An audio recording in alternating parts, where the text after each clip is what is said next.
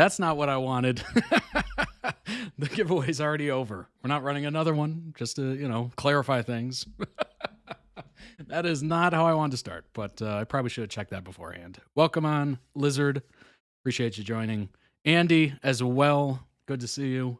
We got 5 amazing videos to react to. My name is Todd. I should probably start with that, right? My name is Todd. Welcome to my channel. I appreciate you being here. Thank you for your time and all that good stuff. We got some amazing videos today. Looking forward to it. These are all member requested videos on toddreacts.com. It's been a heck of a week. It's been a heck of a week. I just had a pre-Thanksgiving Thanksgiving for us in the US. It was very good. It was very good. Apparently it was made by some kitchen staff or whatever. And we kind of enjoyed that. That was very, very delicious. And it was almost like a tease because it wasn't a lot of it. So it was very much like a tease before we get to the actual big meal in a week from now, which I will be making. Yours truly will be making a turkey. And you know what I do? I follow that YouTube video of Gordon Ramsay making a turkey, making a Christmas turkey. I think the title of the video is or something like that. But I make it for Thanksgiving where you kind of like, bring up the skin and then you do like butter, garlic, something else. I forget what else.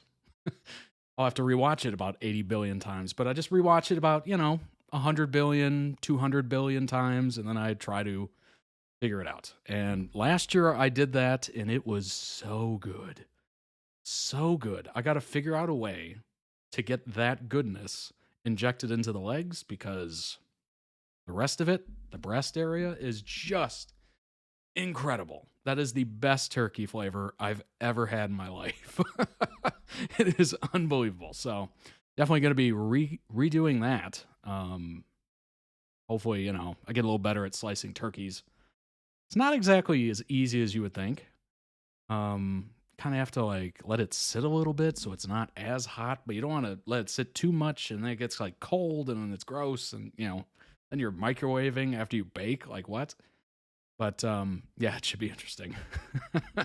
I've never had a Thanksgiving yet, so next week will be interesting. Well, congratulations on your first ever time. It'll be something.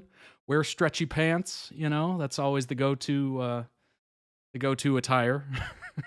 Sweatpants, anything like that, sweatpants, whatever. I got my sister to make us both turkey and ham. Dang. That's incredible. That is incredible. You don't like Thanksgiving food? Not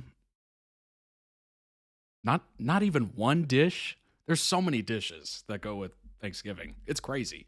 You've never seen it. It's very much like a mukbang or a mukbang of food. You're just looking at it all, and then you go around and you get a little bit of everything, or maybe you pick things you really enjoy, and then you do it all over again, and you just eat until you're sick.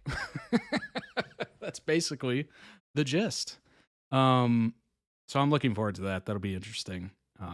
Maybe not so much making the turkey. The turkey is a difficult part. Last year, I didn't let it thaw fully. So this year, I'm definitely taking it out of the freezer early because I was like trying to get, stuff from the inside out as a nice clean way of saying it. Stuff from the inside out.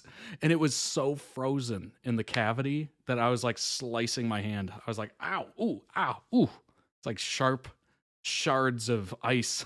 It's just like, this is not good. We should have pulled this out earlier. But looking forward to it. If you're in the US, I hope you are as well. Mashed potatoes, hey, you gotta love mashed potatoes. Garlic mashed potatoes, cheesy mashed potatoes, little bacon bits in it. You can add so many good things to it. A little butter, little garlic powder, or actual garlic if you really want to step it up. Oh, potatoes are so beautiful. You can do so much with them.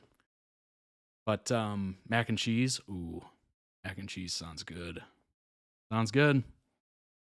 Boy, I just ate and I'm already hungry again. Oh my gosh. Yes, so I'm looking forward to it next week, and I will be working remotely all week, so that's kind of a nice little thing. I got told that last week, so I've been looking forward to it for over a week now. But yeah, you know what's funny is I got a parking citation yesterday. Yesterday. Got a parking citation yesterday. It was a warning because I wasn't straight into the parking spot. I was still in the lines, but it wasn't perfectly straight. What? What? Like, it didn't impact anyone parking next to me. Like, it was just 6:30 in the morning, or no, it was like 6:10 in the morning, or no, 6:20. 6:20. That's more accurate. 6:20 in the morning. I'm a little tired. You know, you swing the wheel. You're just like, I'm in there. You know, we're good to go. So it wasn't perfectly straight. Even on the citation, the warning, it said, over the line, which was BS. It was not over the line, but it was just ridiculous. Yeah, wrote that citation at 7:11. So between 6:20 and 7:11, that's when I got that in the morning. It's just like, what the hell? Like, there's no like price to it or anything like that. It's literally just a warning. It says on it. But what a power trip, indeed. I totally agree with that, Jace. That is a crazy power trip. That's somebody who's looking for a job. Looking for a reason to keep their job, I suppose. But, yeah, that was ridiculous. Anyway. So I'm kind of happy to work remote for, the next week. Should be nice. No ridiculousness like that. But, yeah, happy Friday, everybody. I hope you had a wonderful week. Another one down. Getting closer to the holiday season. Like, I guess we're in it technically, right? But we're getting closer to some major holidays. Certainly New Year. Awesome stuff. Should be good. Should be very good. I am definitely looking forward to it. I will be recording and banking a few streams live. So I will be on Twitch doing this live. But you just won't see them on YouTube until the normal posting period, which is Monday and Friday, of every week. So you'll see them normally when they come out on Friday on YouTube, but you won't actually see them until then. But you can hang out live and watch. So we'll still have the chat and everything in there and all that good stuff. And yeah, I will let you know when those are happening. You should be able to see it in the Discord. Yeah. If you'd like to request your own videos, you might as well jump into this, right? If you'd like to request your own videos, you can. ToddReacts.com. Season and series tiers is how you do so. And while you're there, go ahead and check out the winter collection of merch, which is available right now. Ships worldwide. Megan should be, I think it's probably in the production phase. I'm not exactly sure. I haven't checked. But it should be shortly on its way to you. The giveaway winner, which was totally cool. I'm glad the little wheel thing, random wheel thing kind of worked. That was nice. Yeah, hope you all enjoyed. And if you didn't enter it this year, you can always enter it next year. It will be a yearly thing. So be on the lookout. Usually around November-ish is when I'll do it. So keep an eye out for that. Check out the winter collection, 15% off for all website members. Lots of great stuff there. Obviously, I'm wearing the signature hoodie, as you can see. There you go. There's a look-see.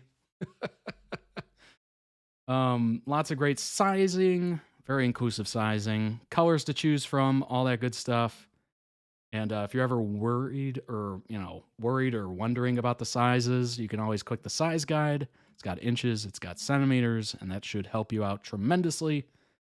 And with every single item from the store, you can always see it down here. Quality guarantee and returns. Quality is guaranteed. If there is a print error or visible quality issue, we'll replace it or refund it. There you go. Quality is always guaranteed. Accessories as well. Check those out. Lots of great items here. The rocks glass literally in front of me as I try not to spill. That's an energy drink. The pint glass is also in front of me. Cheers. Happy Friday. And can you tell I have a lot of liquids in front of me? Because I do a lot of talking. Insulated tumbler as well. And the phone case.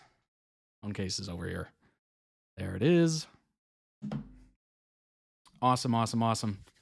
Alrighty. And last, but certainly not least, check out the YouTube channel if you're live on Twitch and you haven't seen it before. There's over 1,000 videos on there. Enjoy. If you're on YouTube right now, hit that subscribe button, please, and thank you. We just crossed 13,000 subscribers on the channel. Super cool. Boy. I remember the first one. And I was just so excited. So unbelievably excited. And I'm still unbelievably excited. So I appreciate y'all hitting that button and joining me on this journey through the internet, one video at a time. Very fun. It's been awesome. I've seen things I've never heard of.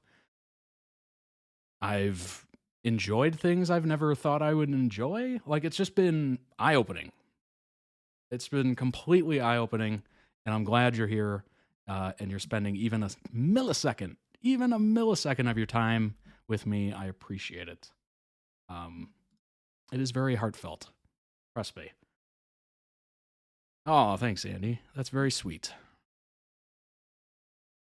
Last but certainly not least, I almost always forget it, but I shouldn't because I enjoy it so much. It is our growing community of wonderful people. It is the Discord. It is the Discord. As you can see at the top, it tells you when we are live, which is super handy. Soon as, the time rolls around, it gives you a nice little link as well, as you can see at the top. If you want to join live, you certainly can. Or if you're part of the YouTube gang, shout out to the YouTube gang to watch us later. Appreciate it. We have 169 members and counting in there, as you can see from Jace. Appreciate it. Justice for Discord. If you would like to request your own channel, you don't happen to see something you're into and you want to talk about it with others, certainly head on over to the request a channel channel and request it, and we will make it for you. Lots of good things here. There's a little support channel. That's if there's any sort of issues with the app or maybe the website or any sort of issue that you come across. Maybe it's a glitch, maybe it's a bug, maybe, whatever. Head on into there, post it, and I will be sure to do what I can to fix it. Updates from me, that's basically if stream is running late, maybe I have to cancel it, maybe I have to move it to another day, maybe the video's taking a little long to load onto YouTube, which happens all the time. Maybe the video's been blocked and I have to edit it and that's going to take longer, all that stuff. I will post about it in there, as well as any sort of just random updates about me, the channel, whatever.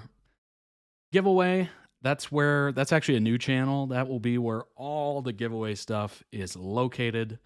The winners, new giveaways, all that stuff. And, might want to follow that channel. You never know when a giveaway could pop up. Foreshadowing. And you can check out the fandoms down here. Lots of them. Very active channels. Great stuff.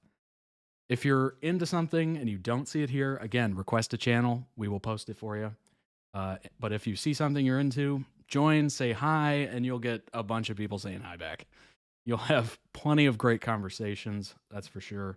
And then we have just a little, community section of just fun stuff, pet pictures, our own pets, gaming information or news, adventures that we might go on.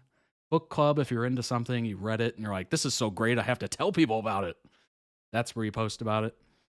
Food pictures, that's always interesting. I try to post as many as I can in there if I ever have anything interesting, or maybe it's just delicious and whatnot. And yes, the peach indeed.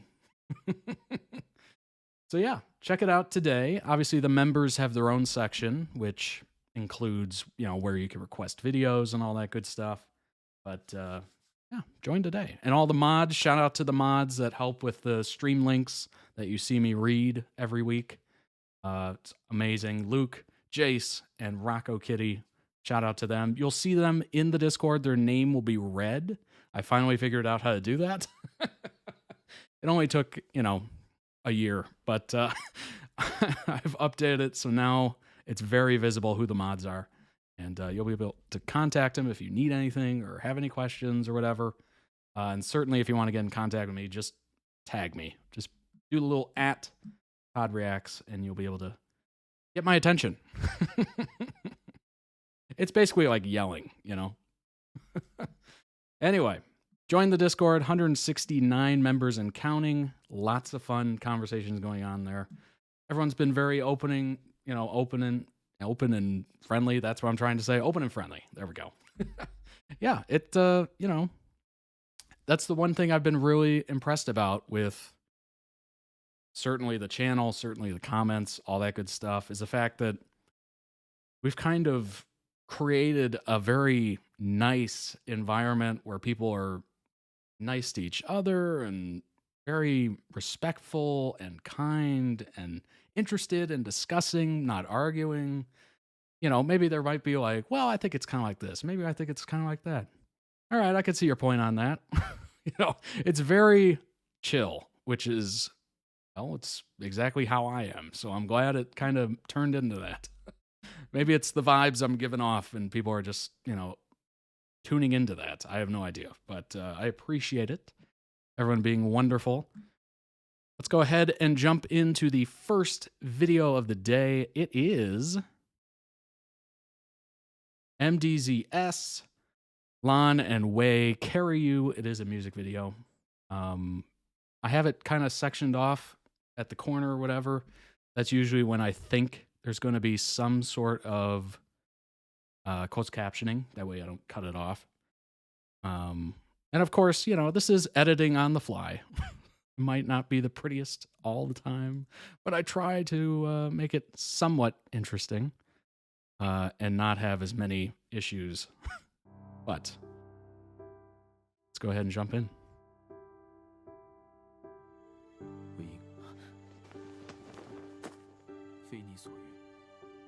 I know it hurts, it's hard to breathe sometimes.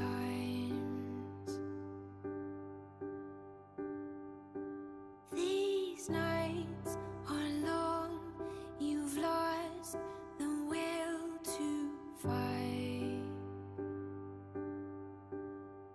Is anybody out there? Can you lead me to the light? Is anybody out there? Tell me it'll all be alright. You are not alone.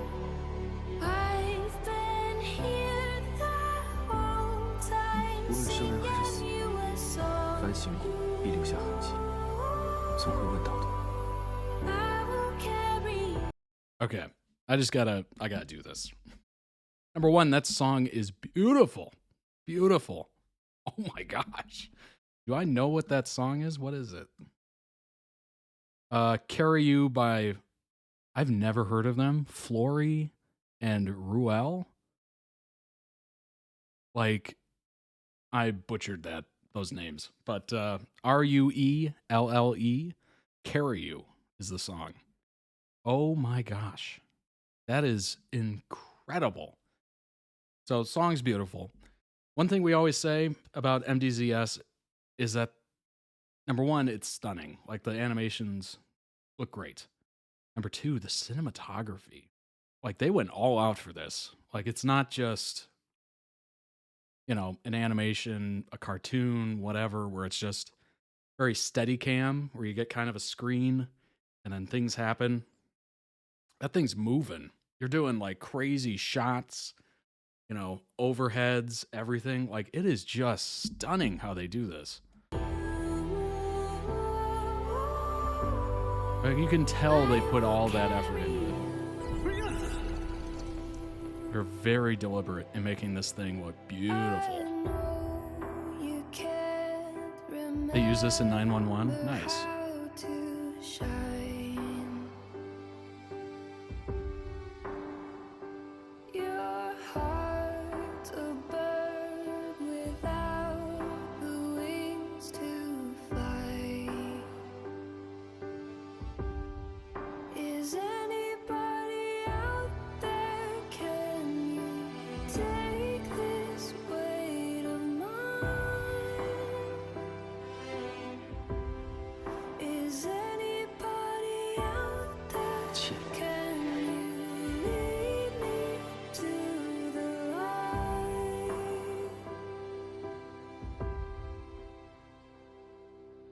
You are not alone. I've been here the whole time, singing you a song. I will carry you. I will carry you. 魏婴，魏婴在哪里？魏婴，听什么？现在还来得及。 Wow. Wow. 是不是非要和我作对？快停下！你已经失控了。看我不顺眼！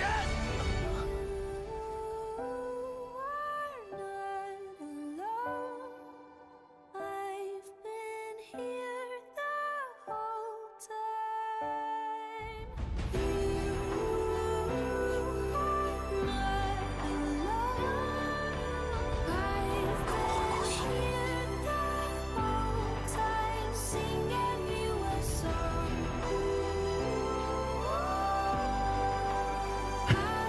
I've lost the words. Like, seriously.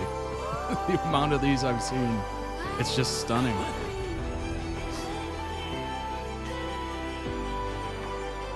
will carry you. I will 你是要去哪儿？别告诉我。 I know it hurts. It's Shyy， hard to 翠筑城 breathe 再说会有 sometimes. Good grief. I feel like we should all take a moment to recognize that greatness. Great edit. Number one, stunning show. Like, they went all out for it, and you can tell, and it's just incredible. It's truly, it's one of the most beautiful animations I've ever seen in my life. Period. That is truly something. I've reacted to probably, I don't know, over a dozen MDZS videos at this point. And every single time I'm just blown away by the physics, how it looks so flowy, like the hair and everything. Like, they put so much care into this. It's just absurd. For lack of a better way to put it, it's absurd. Song was perfect indeed. That video has just under 1.3 million views. I'm going to go ahead and throw that a like. Link will be down below in the video description on YouTube. The original video, go throw it some love yourself. Oh my gosh. Oh my gosh, gang. Oh my gosh. Hey, that's unbelievable. Good grief. Wang Xian is the slash ship between Lan and Wei from MDZS. Like, okay, this is a good example. Like, look at the hair just here as he jumps off. Boom. Like, that is attention to the detail that I've not seen a lot of. It's unbelievable. Wei and Lan originate from the novel MDZS, or The Grandmaster of Demonic Cultivation. They also can be recognized from various adaptations. Obviously, we've done a bunch of The Untamed. Not just the lyrics, but the music suited the animation style so much. Indeed. It was very... I mean, the video itself as a whole was epic, but it was so soft and sweet. And, you know, it captured the will of Lan and Wei and their desire to be together, while also going through some pretty horrific stuff. Wow. One of my favorite videos I watched. Yeah, that is truly great. The Untamed, of course, we watched a bunch of those. The plot remains fairly consistent throughout the adaptations, but can vary in their own individual ways. In the novel and most other adaptations, when the two meet as children, Lan and Wei first meet as teenagers, while Wei is studying in Guzu for a small duration of time. Right off the bat, the two clash as Wei tries to sneak alcohol into the cloud recesses after curfew. Lan being introduced as a law of the Gusu Land Sea enforcer. I totally destroyed that. Immediately engages in a sword battle with Wei. After this incident, Lan appears to have a distasteful view of Wei. To his dismay, Lan is therefore placed in charge of supervising Wei. Secluded punishment, where Wei would intentionally try to gouge Lan for reaction with various and absurd tactics, such as replacing the interior of his scripts with illustrated corn, is what we'll say there.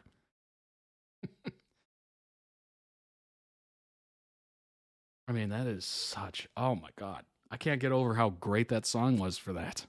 Good grief.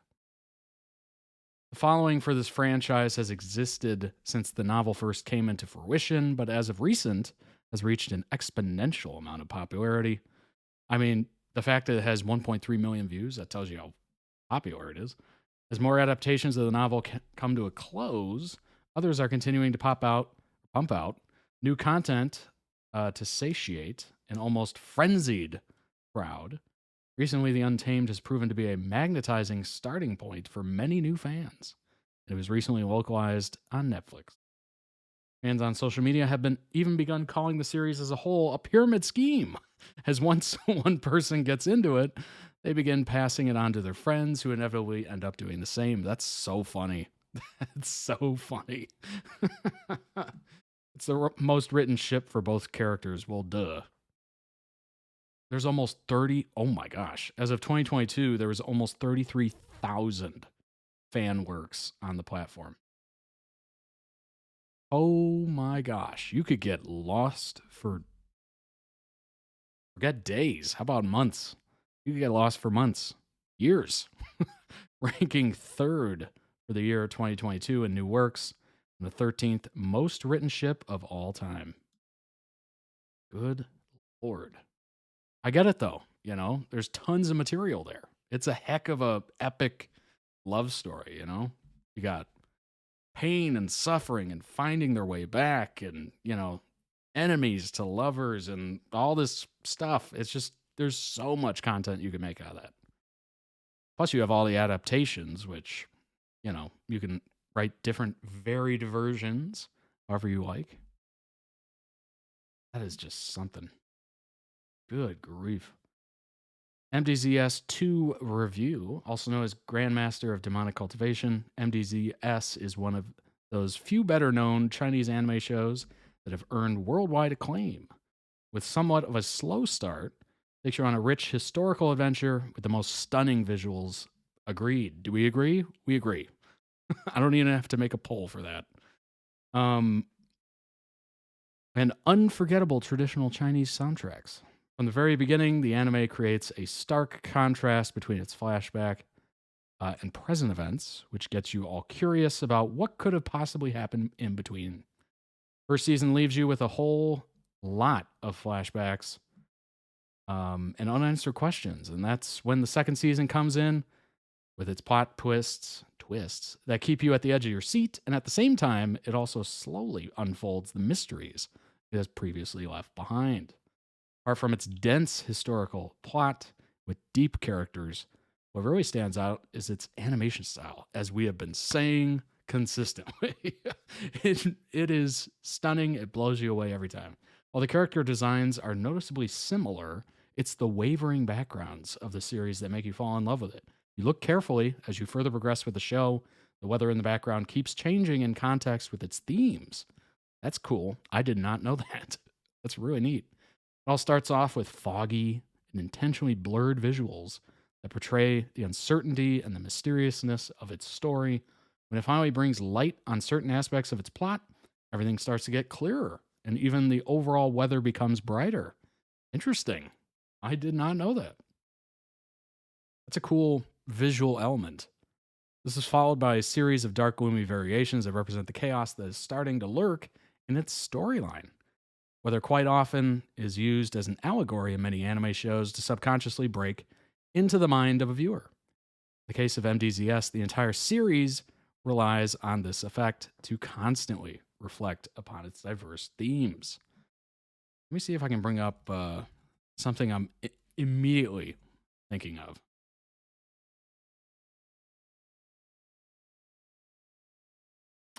Let's see if there's a good example. I don't want to bring up that imagery. That's probably not good.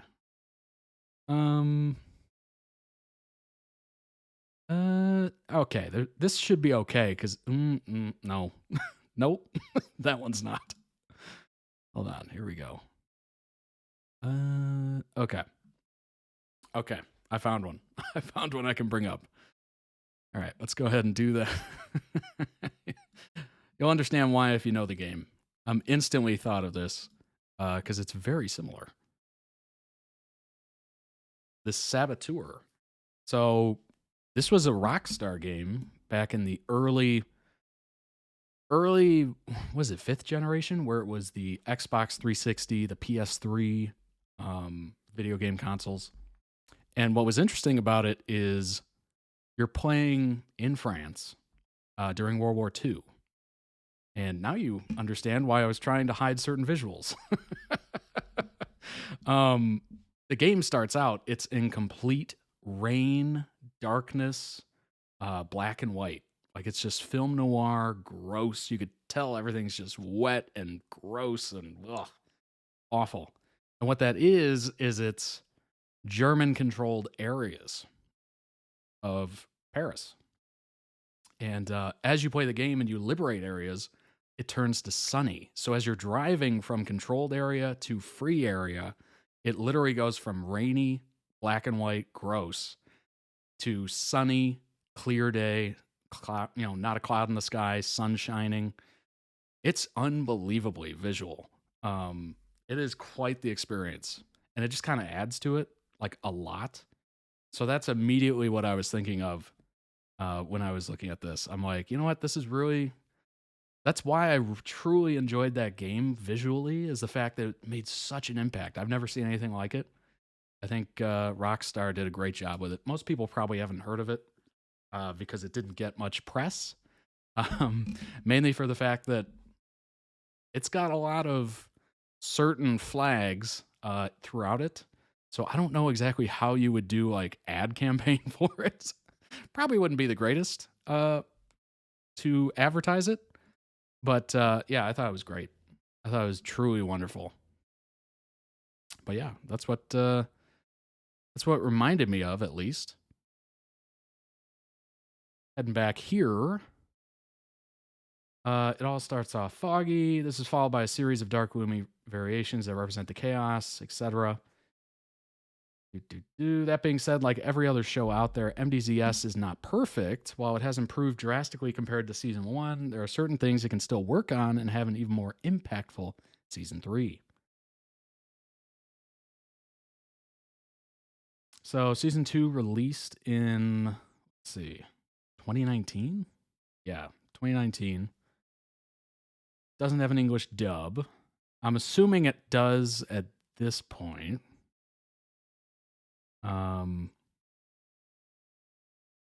was season 2. Wei, now hated by everyone for his evil deeds and sinister intentions, but eventually karma catches up with him and he's backstabbed by one of his own people. It's always one of your own, isn't it? Always one of your own. Interesting, I didn't know it, but it sounds like a unique game. Honestly, it was a lot of fun. There were certain aspects which, you know, if you're into like Assassin's Creed or Grand Theft Auto, like there's certain aspects after you've been playing it enough, it just kind of gets a little, repetitive. But it is still amazing. Like there's a bunch of like 1940s music in there. Like the first recording of Feelin' Good is in there. Certainly Michael Bublé kind of made that even more popular in the current era. But there's a lot of great music in there as well. And it's just really a lot of fun. My research said no English dubs yet. Okay. Dang. Wow. Okay. If there's only one negative with that game, is that it's the fact that it's starting to show a little bit of age because it came out in like 2009, I want to say, or 8, 9, somewhere around there. Like it's showing a little bit of age, but it's still not bad because it's Rockstar. Rockstar's games have always kind of looked familiar. 1940s. Yes, it has a lot of good music. It has a lot of good music. It's a very interesting vibe. Like you're driving around and you're listening to like jazz, and you're just like, this is not usual. This is kind of a weird experience, but I'm enjoying it. MDZS 2 review. The plot, though it does involve some typical anime archetypes, is unusually engrossing. Despite being a BL novel adaptation, instead of solely focusing on the relationships between its male characters, it actually brings light on the uniqueness of their personalities. The action scenes have been perfectly choreographed, but what makes them even more enjoyable is the context that they hold. Its story also mildly touches upon all the political tension that goes on between various clans, makes everything more bearable and realistic. Pacing can be a bit of a problem at times as it rushes its way through some very important arcs. Also, for someone who's not too familiar with Chinese anime, keeping up with the subtitles can often be a problem. Oof. Oh boy. Well, I'm screwed. You've been watching a channel for, I don't know, forever, a little bit. You would know that I kind of struggle. With some subtitles. I'm just not used to them.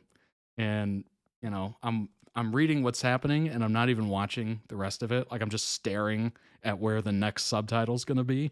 Like I'm reading a book, basically. I'm just staring in one spot.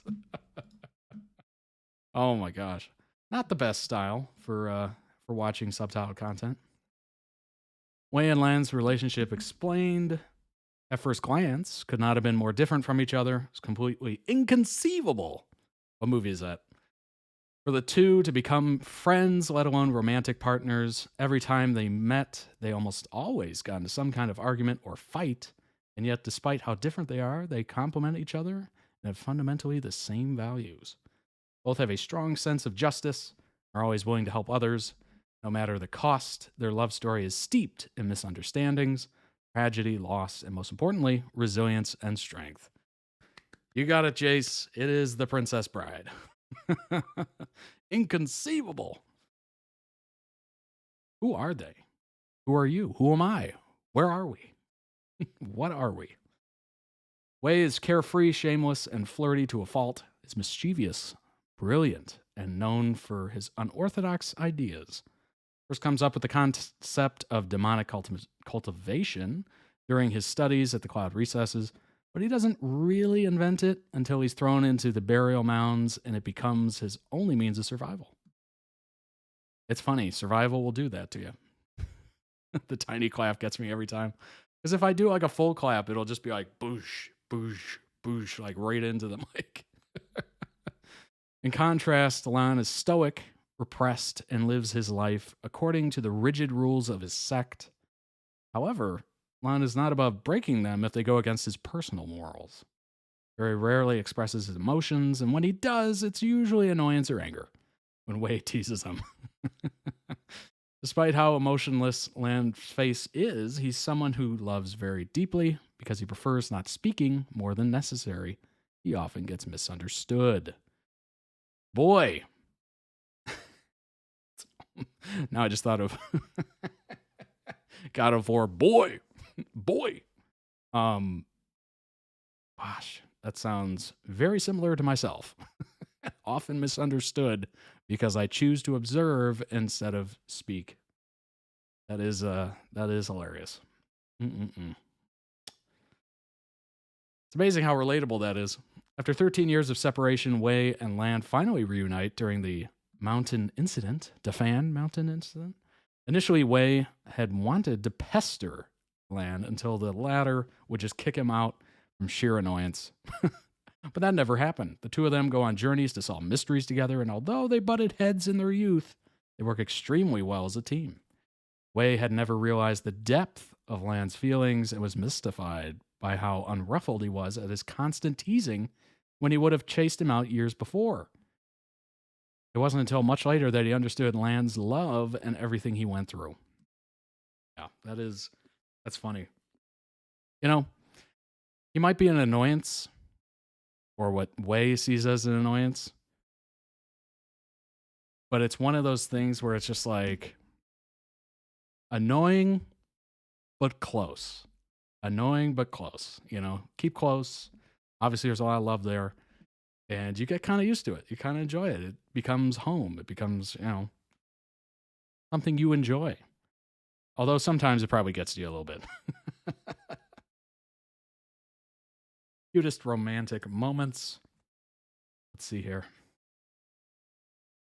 At the very end, Wei and Lan decided to leave the politics out of the cultivation world and go night hunting together.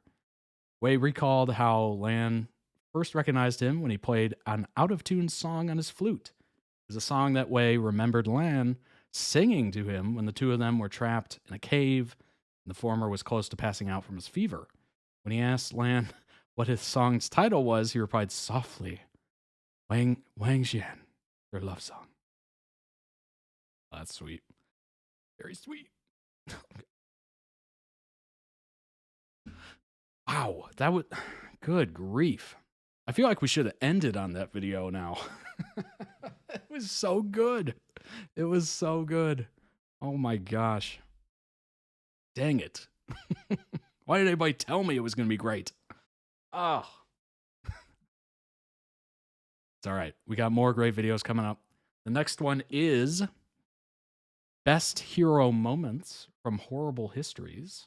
Apparently, I saw like 2 seconds of this as I was pulling it up. It is a musical.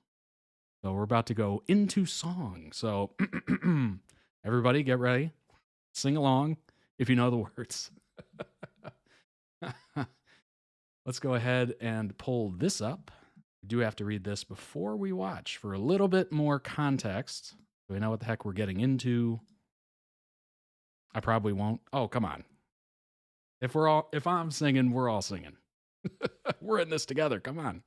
Horrible Histories is a BBC children's show that is enjoyed by all ages. Based on books of the same name, Horrible Histories aims to shed light on the aspects of history that are taught in schools, but are more fun or interesting to learn. I.e. the really gory, bloody, funny, ridiculous, and gross stuff. They use sketch comedy, silly references, and parody songs to teach real facts. Interesting. That is very interesting. This should be eye-opening, to say the least. Let's go ahead and jump into that. That sounds fun. I'm assuming it'll be infectious. All right. Here we go. Lots of things in Why do I think this is going to get... get? Why do I think this is going to get blocked on YouTube? I'm calling it now. I think it is. So I'm gonna see later if I'm accurate in that. The truth's not always in the books you read. Facts can get distorted or even misreported. Imagine if that was all down to me. Cliff Whiteley. It's Whiteley. Sorry. Yeah, well, the newspaper got it wrong, mate. Albert Einstein was a famous scientist. Frankenstein was the one with a monster. So print an apology. Whoop! Cliff, I've got Florence Nightingale and... Sorry, what was your name again? Mary C. Cole. Mary C. Cole to see you. Thank you, Sue. Show Go ahead, me, make please. that full screen. Ladies, Cliff Whiteley, telling it how it wasn't. Take a pew. Right. What seems to be the problemo? The problem is, all of the history books about the Crimean War only seem to mention one nurse. Florence Nightingale. Florence Nightingale. Well, I should hope so too. We did a Probably great 'cause it's deal an of work interesting here name. ensuring old Flo went down in history. Nightingale. What a Florence? catchphrase. The Catchy. lady with the lamp. Wallop! You forget about me. No offence, love, but I ain't never heard of you. Me sold up me home in Jamaica and paid for me own ticket to the Crimea. And when me get there, me built me own hostel with me own money to provide care for the injured British soldiers. Wow. Yes, but it was my military hospitals that dealt with all the really nasty injuries. Not just you. I'd actually go out and treat the injuries on the battlefield. Well, I did pioneering work in cleanliness and hygiene. I worked in cholera and tropical medicine. Well, I invented the pie chart. You did really invent the pie chart? Yes, I did. Did not know that. All right, ladies, All right. chill out. The pie chart. Assez-vous. Now, Mary, how come she's famous and I ain't never heard of you? When the war ended, one of us was still rich and influential and could go on to do great work, whilst the other was just a poor, penniless black woman. So now tell me that is terrible. After everything you did, let's see if we can't get you a bit of publicity. What? Shut it, Lampy Knickers. Now. Oh, that makes sense. That makes a lot of sense. I will say this, Florence Nightingale is like the greatest actor name you could probably ever come up with. Like, that would be an incredible actor name. Like Florence Nightingale in whatever. We'll get you a statue, obviously. Yeah, Or like maybe get a Broadway or something like that? university wing Like named musicals? after you. Oh, how would you feel about being featured in an historical sketch show for the BBC? It any good? It ain't bad. Whoop!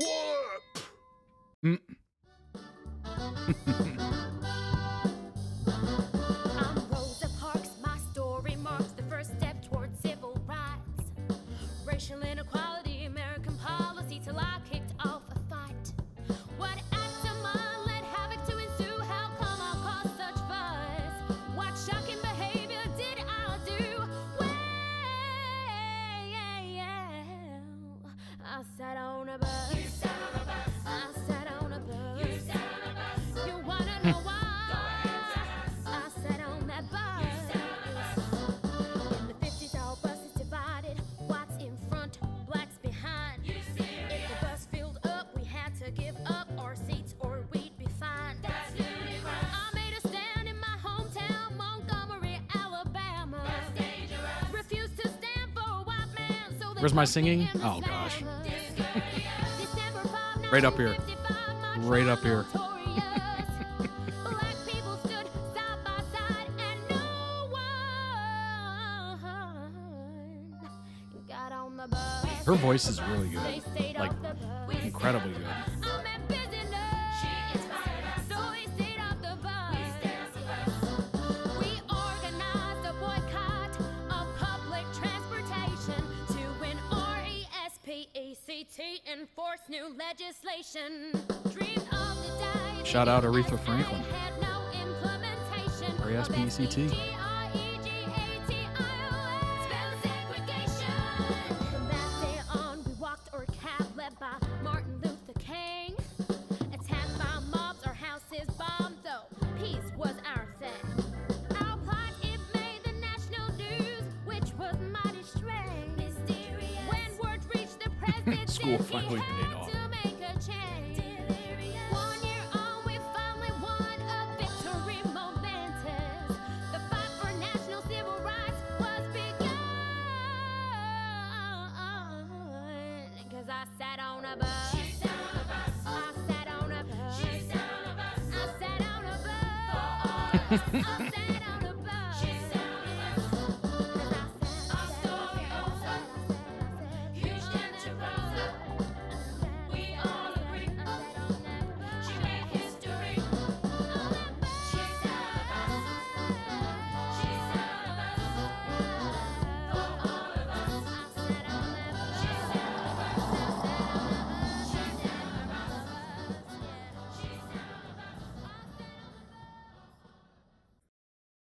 Hello there. Welcome to the Savage Songs Special, which has given me a... You know what's interesting? I've actually seen that bus in person. It's actually at the Henry Ford Museum, if I'm not incorrect on the name, in Detroit, Michigan. It's actually right there. I've walked past it many times. I've taken pictures of it, all that stuff. It is quite interesting to see that. Brilliant idea. All I've got to do is write a catchy song, and I'll be as famous as the great Greek leader, Alexander the Great.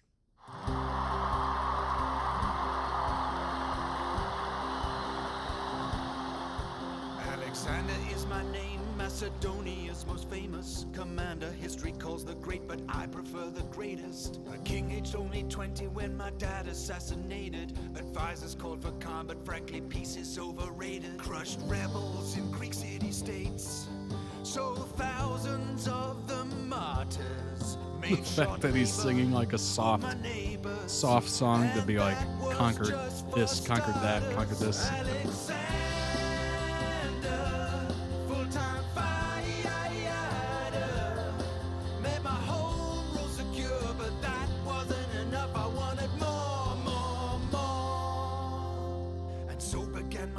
Plan to conquer by invasion. Started with Dad's enemy, the famous Persian nation. Ruler Darius had far more troops and inconvenience, but I won then thrashed Egypt. I'm a military genius. Founded Egypt's Alexandria, named for the greatest man alive. I was now Pharaoh and king of Persia, not bad for 25. That's crazy.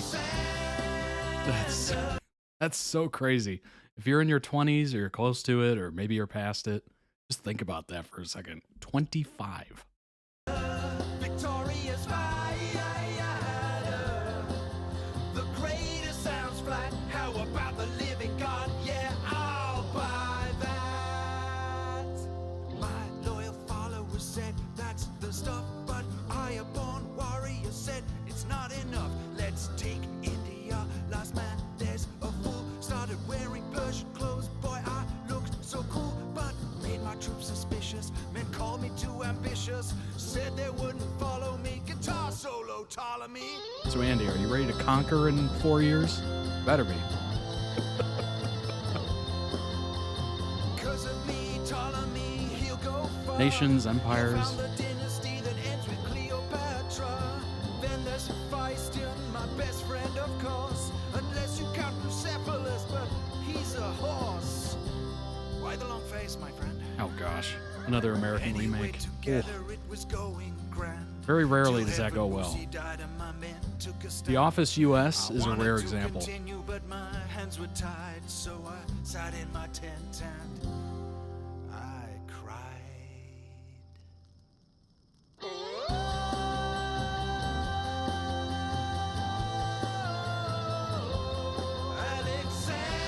Alexander, no more a fighter. Adventures had to stop because 323 BC saw me drop dead.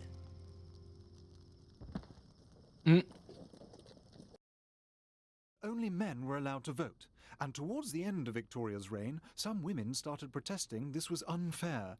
A good day. We are the suffragettes. Think you know some fierce girls? You ain't heard nothing yet. There's an Office US. Yes, apparently. Apparently it's quite popular, actually. Argued the government should change the laws. Here's how she stated our plight. How come girls can't vote for rules that we have to obey when we work and pay taxes too? Parliament's reaction was, Oh, do go away. how dare it is the suffrage crew. Suffragettes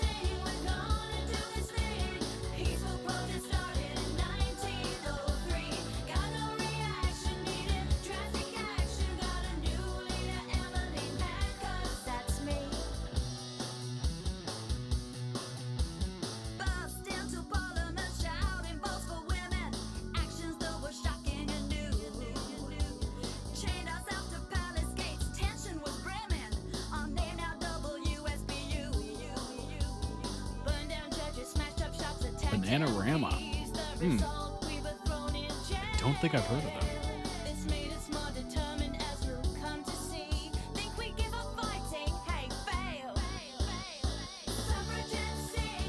English pop group formed in London.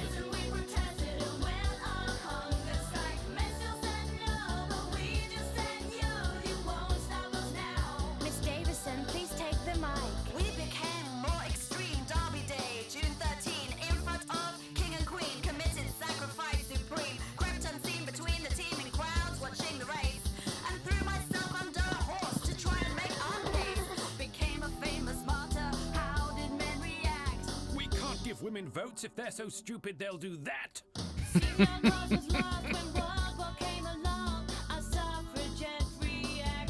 Oh, God.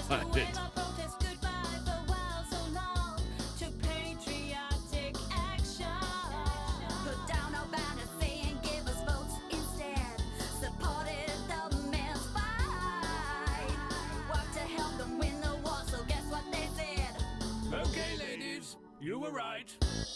Suffragettes sing, we've done it, ding ding. At last those men could see they should treat us the same. So all take note now, women can vote, and it's thanks to those who fought in the suffragette league.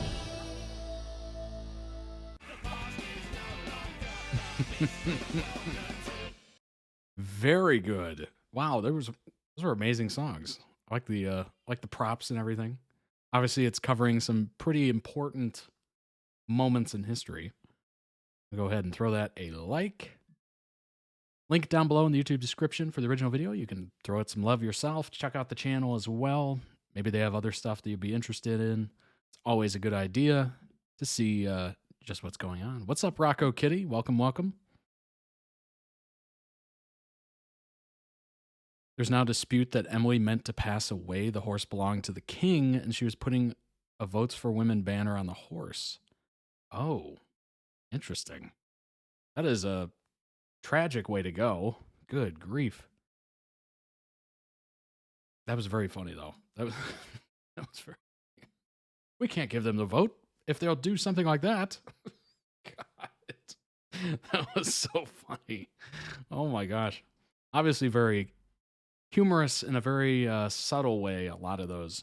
I can't even imagine. Alexander the Great at 25? 25 leading armies? What?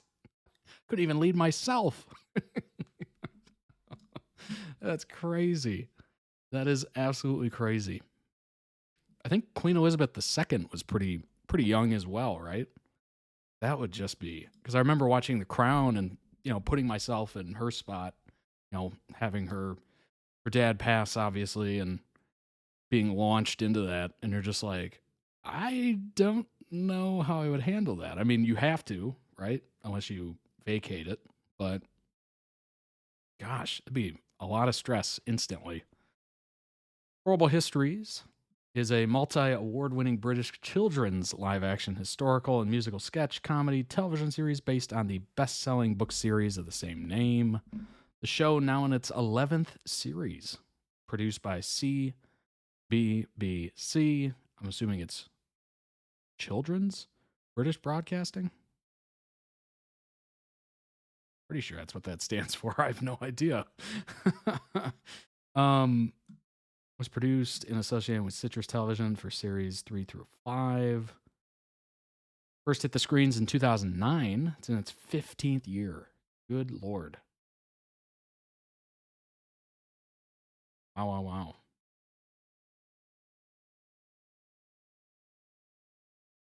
Obviously a large cast. Good grief.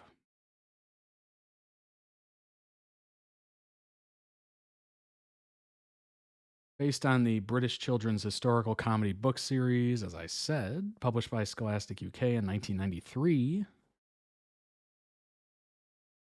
Actually based but humorously told anecdotes highlighting aspects of the subject, but not usually covered in more traditional educational sources. Kind of interesting. But kind of some of those stories that you've never heard of, or maybe you're not as familiar with. Deary, the author of the book, was initially skeptical, I'm not surprised, having had a negative experience with a 2001 animated series, which had only loosely incorporated his concept.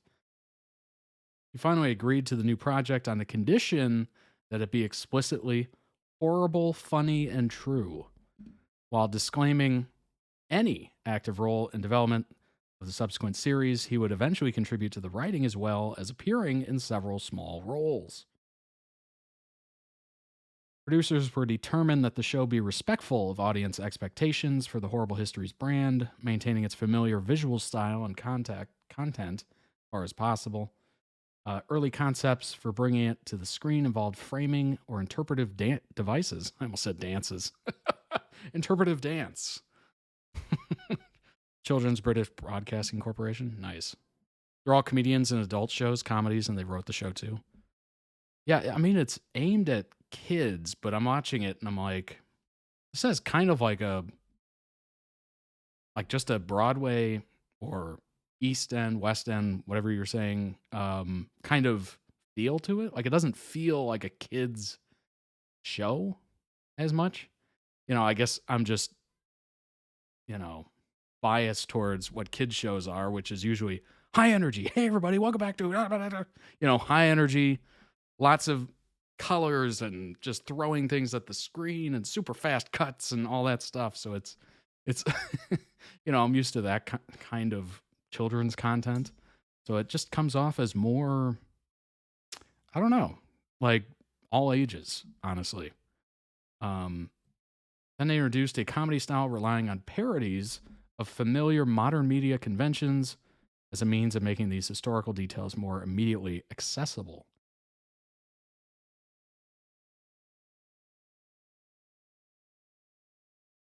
The new creative team, while avoiding references aimed specifically at adults, were determined not to adapt the humor to children or otherwise patronize their audience. Instead, they sought to make the best use possible of the material, quote, to make a show that people would say was too good for children. We started out with really high ambitions. What does that mean? Too good for children? It just seems like it's a little older, I guess. I don't know. Like, what? I would assume the age range for this kind of content would definitely not be children. It'd be like teens, maybe? Like more like preteen, teens, that kind of era. Certainly not like a 5-year-old or something, but yeah, something like that. I assume you at least have, maybe a geography class in there. Maybe you've had a history class or something like that where you're kind of hip to some things, I suppose. They treat it as if it was a show for all, plus Brit audiences tend not to like the fast cuts of American media. Yeah, there's a lot of fast cuts. Our attention span is, I think a lot of people's attention spans right now are tiny. Probably because we're all swiping on, 30-second clips or whatever, and just boom, boom, boom, boom. And then before you know it, 3 hours went by. You're like, what happened? My phone is dead. Once the first series had aired and it was realized that the overall approach was working well, the creative team built on and significantly expanded the scope of the comedy elements for the second. And then it continued. Show immediately appealed to young children while also gaining the increasing respect and viewership of older audiences.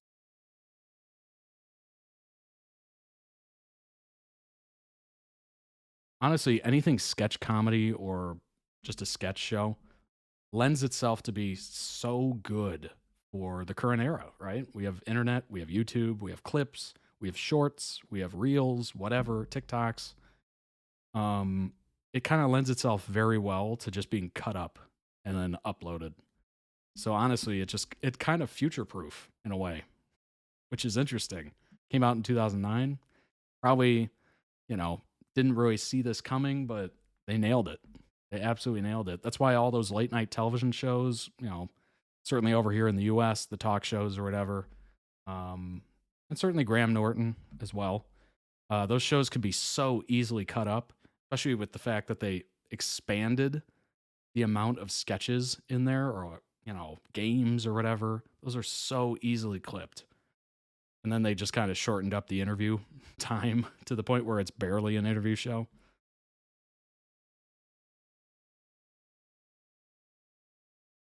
Original music plays a significant role for the show and its popularity.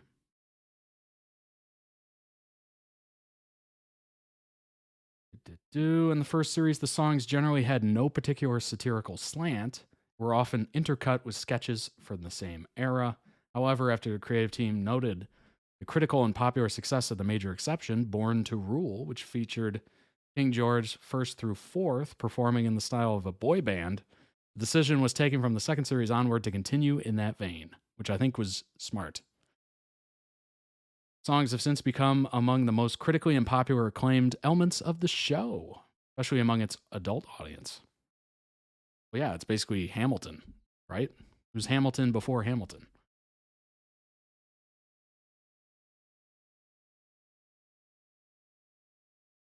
Quote, my aim for this was always that kids would go away and read up more about a subject.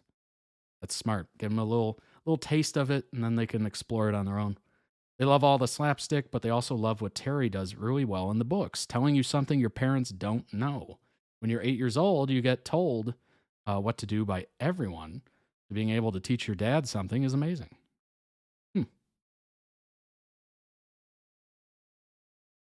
He says that he has counted only 8 errors out of more than 4,000 facts presented over the course of the show's run. Well, I mean, good. If you're a history show, you probably don't want to screw that up. But unfortunately, as we were well aware, history is written by the victors, which is interesting, because who's to say those are actual facts and not just the victors' facts? Boom, think about it. Let's see here. I want to see some numbers or something. A lot of info on who's in it. Certainly what the different series are. Immediately and almost universally greeted with critical enthusiasm. On its debut, somebody wrote, quote, fun, filthy, and genuinely engaging, a peer-to-peer way. Boundary pushing. The bold decision to approach the series in the same way as an adult show has been key to its success, delivers more laughs than most post-watershed comedies.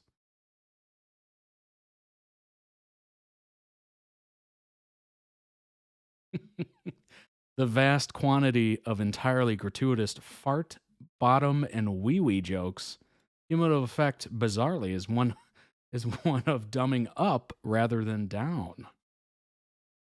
That's hilarious. The tone is perfect, and it's done in a non-patronizing, engaging way. Most criticism of the show revolves around the accuracy and the presentation of its factual content.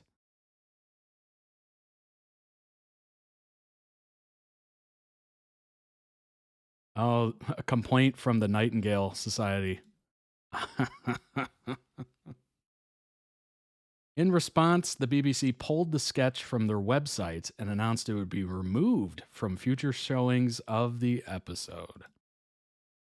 Interesting.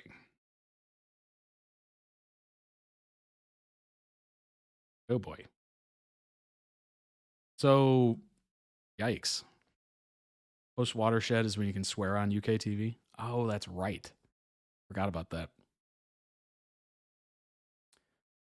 Let's see here.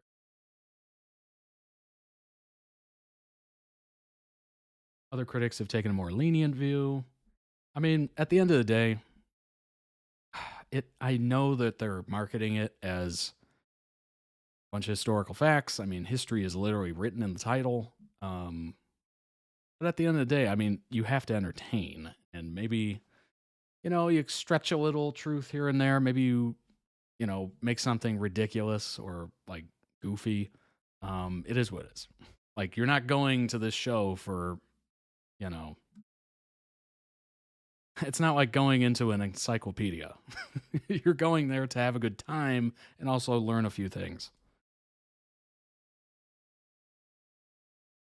Show topped the UK children's TV viewing figures with 191,000 viewers. The first series reached a viewing peak of 50% of UK children aged 6 through 12. Okay, I'm assuming the later is most of that, while the second was watched by 34% of UK children, or 1.6 million total.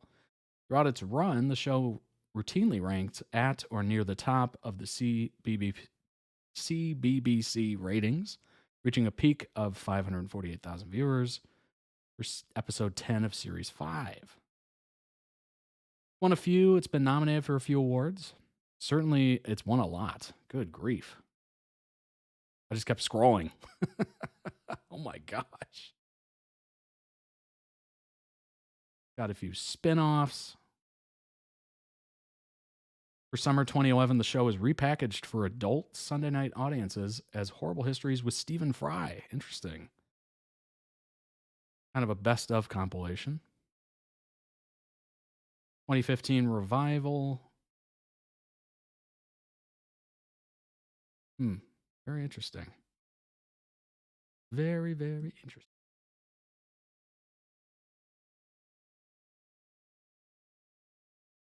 Go ahead and hop into Horrible Histories to receive special BAFTA award. Wow. Long-running children's sketch show will be rewarded for its extraordinary cultural and social impact with a special BAFTA award next month. This was, this month they're going to receive that award. Based on the best-selling books, as we went through, transform traditional ideas of what educational television should be.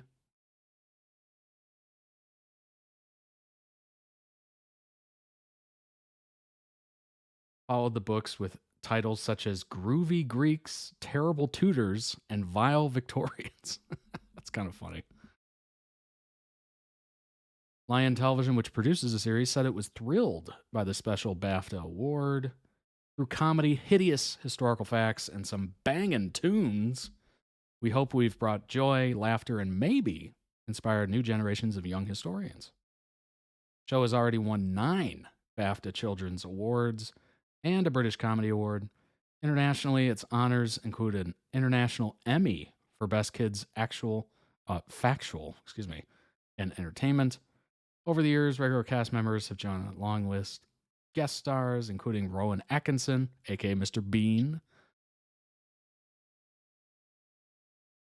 Makers will receive the honor as part of the special presentation on November 29th, so that's in next week. Next week, they're going to get it. Everything was accurate to knowledge held at the time of airing. Everything they say had historical backing, and errors are because history, our understanding of it, changes over time. Interesting. BAFTA is British Academy for Film and Television Awards. It's like Emmys, Golden Globes, and Oscars all together. Oh, okay. Nice.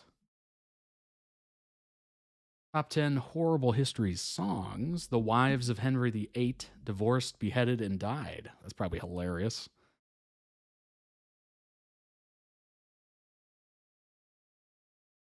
Sinister Serial Monogamist. That's a funny title.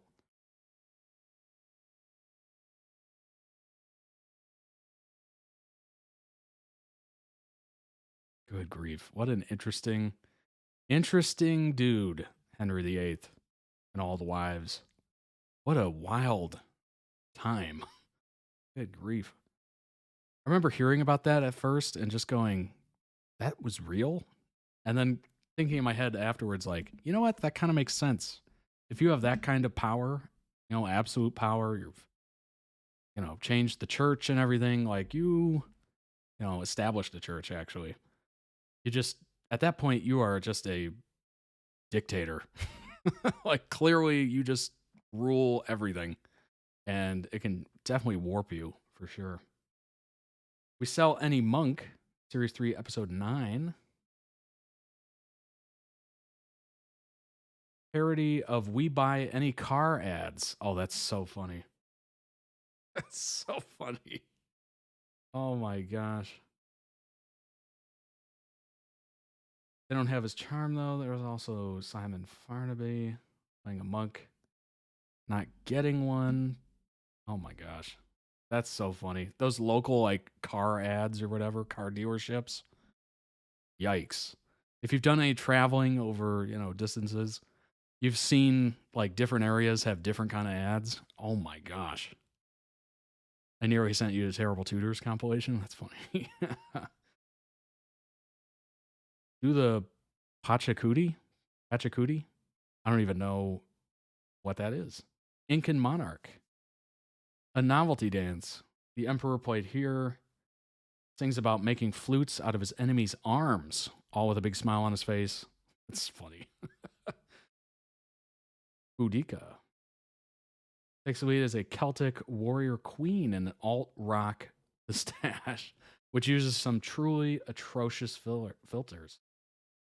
Even if the rebellion superhero ended in defeat, there's no denying lyricism. Like, no man, Roman, will push around this woe man. All hail. That's funny. We've been here from the start. Series 9, Episode 1. Song about the forgotten contributions Black people have made to history. The music production is noticeably more high-end than in earlier episodes. What makes it stand out is the dancing. It's particularly good. But bonus points for his caveman. That's funny. The Monarch song, The English Kings and Queens. Song so catchy and educational that when King Charles III acceded to the throne, Horrible Histories didn't write a new song, but instead whacked a slightly animated King Charles III on the end and re-uploaded it under the title All New. This is an admission that no other cast could capture the magic of William, Henry, Stephen, Henry, Richard, John. I would argue so. Kids in school who could relay the reprise of reigning monarchs at high speed almost rivaled those who knew PI. What? Up to 50 digit. Oh, pi. God. Pi up to 50 digits, so it shouldn't come as a surprise that this track made the list. Rob Rock Cleopatra, that's funny. Oh my gosh. Lady Gaga. Today I'd be a favorite of the paparazzo. That's so good. That's so good. That's chef's kiss. The Four Georges, Born to Rule. Certainly that was the first one, season 1, episode 1. All things boy band. Oh my gosh. The four sit on well-lit stools on a dark stage, only standing up for the key change 2/3 of the way through. In unison, of course. Charles II, King of Bling.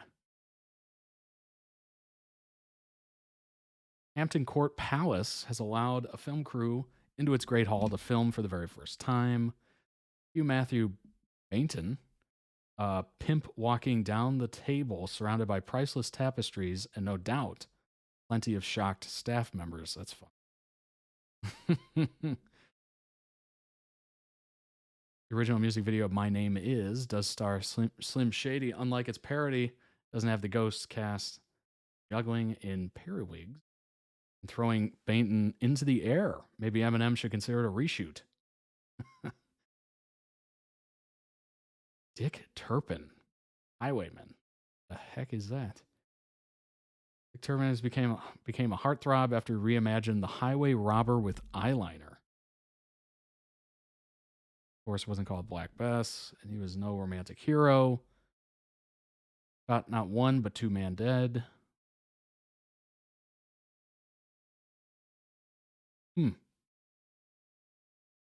Interesting. Horrible History celebrates 15 years on the BBC. I mean, anything that makes it that long is pretty amazing, obviously.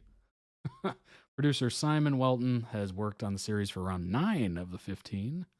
Having entered between series 6 and 7.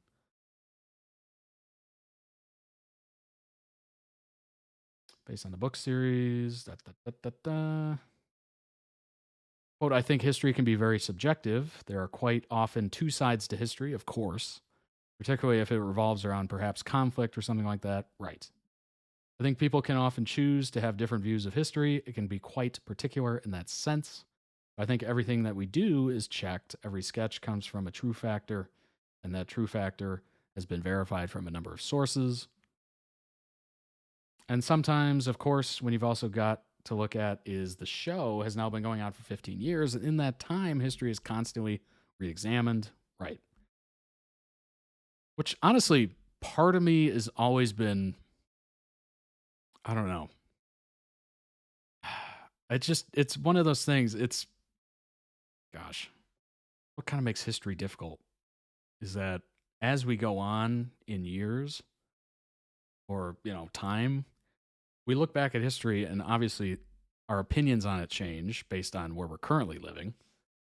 But part of me is also just like, yeah, but I like to put myself back in that time when I'm looking at history just to kind of like understand or try to understand. I'll never understand, but try to understand why it was like that, what was happening, like just kind of look at it from less of a now perspective and more of a then perspective. So I certainly don't agree with, like removing that one episode because, people had a complaint that it just wasn't, it wasn't right or it wasn't, in the right, gosh, what am I trying to say? In the right light, I guess. It was based on facts 15 years ago or however long ago it was. The Nightingale episode or sketch or whatever. But then taking it down and not playing it again, like what? Like, I get it. People can have complaints on it. Certainly the Florence Nightingale Society or whatever could have issue with it. But I don't think that's good enough or a reason to take it down. Like, it is what it is. People can look into it more if they choose to. Maybe you have like a little thing that says like this, whatever, challenges this claim at the bottom so people can look it up and research it themselves. But I've never been one to be like, all right, take it down. Don't let anybody see it. This is our history, whether it's ugly or not. Just kind of embrace it. Sometimes new evidence may come to light, which actually puts a different perspective on some of the history we might have used, or just history generally. History is a sort of, in a way, it's constantly evolving area. I think it's quite a nuanced conversation to have, actually. Yeah, it is. That is true. In September 2014, the BBC found a sketch featuring Florence Nightingale breached editorial guidelines on accuracy after suggesting that the founder of modern nursing turned down Jamaican-born Mary Seacole for employment. The corporation found that there was no evidence Miss Nightingale would have acted in a, quote, racially discriminatory manner towards her fellow nurse during this period. In recent years, the show's song, We've Been Here From the Start. Wait. They found no evidence of it. Yikes. Yet they printed it anyway. That's kind of interesting. That's showing a little bit of their hand, certainly, if they weren't able to find any evidence. That is yikes. That's more about the show. That's more about the show itself than anything. Good grief. Now I understand why they had issue with it. They're just purposely trying to make Florence Nightingale look awful. Oops. Like, what evidence did they go on with that? Like, clearly none. If there was no evidence. Yikes. Maybe the BBC or whatever should, like, double check, maybe. In recent years, the show's sung We've Been Here From the Start about Black British history. It's also seen online criticism, and broadcaster Andrew Neil called the song British Things, quote, anti-British drivel, after it saw a footman singing about Queen Victoria being told items such as tea and sugar do not have their origins in this country. Welton agreed that the show can get caught up in cultural conflicts, yikes, and added that Horrible Histories is, quote, really careful, well, not careful enough, apparently, about the accuracy of our history and songs. He added, quote, it's important that our audience learns things, and it's also important that we make them laugh, so it's lighthearted. I think people can choose to make an issue with it, take an issue with it. That's up to them, really. I mean, here's the thing. With history or whatever, there's always some sort of slight people can take at, you know? That's what they were commenting on. They said, they only said no to the black nurse. That's what they were commenting on. Interesting. I mean, obviously they found no evidence, which is not good. Maybe they were just using that one instance that they had no evidence on to bring attention to a more widespread issue. But yikes. It kind of tarnishes Florence Nightingale a little bit. But obviously people can look more into that. It's just the problem with history and stuff is that it can be very political. That is the issue. Depending on what side of it you're on, all that stuff, like facts are facts until you find different facts, or facts that you agree with, facts that they agree with, facts that, you know, your truth, their truth, our truth. It's very interesting. Mr. Walton also spoke about how the series has been, quote, constantly changing and evolving due to the way its young audience consumes media. Well, this is smart. Embracing TikTok, Instagram, YouTube parodies, online social media memes. I mean, the show seems like it fits right into that niche, for sure. Over the years, they've also attracted British faces because actors and TV personalities enjoy being quite silly, according to Mr. Weldon.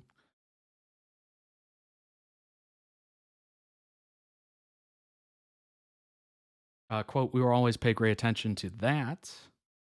It is a subject that obviously needs to be taken very seriously. Also said the production has dialogues with actors about playing figures such as Indian leader Mahatma Gandhi, because they may, quote, feel a certain weight comes with that role. Well, yeah, I mean, anytime you're representing anybody historically, you want to be accurate, but you have to be funny as well. Like, it's just a kind of a thing, right? If there's humor involved, there's got to be a bit of this stretching of the truth, stretching of fact, stretching of the situation to make it funny. Like, you have to add certain things to make it funny. History in itself is usually not just funny. So you do have to do some exaggerations. But yeah, it's not surprising. It would certainly be a little controversial. But I'm assuming that's not the main take on it, for sure. All right, let's hop into the next video. It is Someday I Will Understand. Usagi and, oh my gosh, Chibiusa? Sailor Moon music video. I butchered the heck out of that name. I know it. I definitely butchered that. But I try. I always try. Let's see. I'm really not sure if this is going to have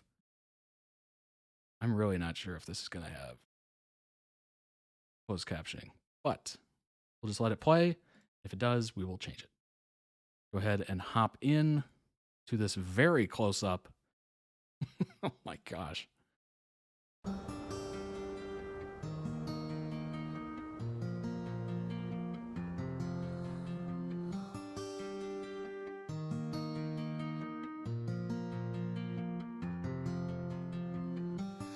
Nothing seems to be the way that it used to. Everything seems shallow. God give me truth. It's a bit of an interesting aspect ratio here. And tell me somebody's watching over me. And that is all I'm praying, is that someday I will understand.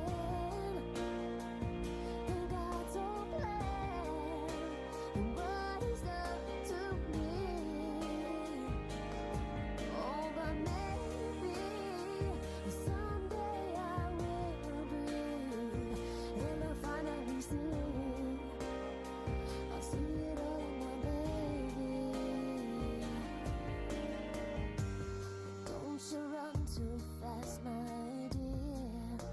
don't you stop?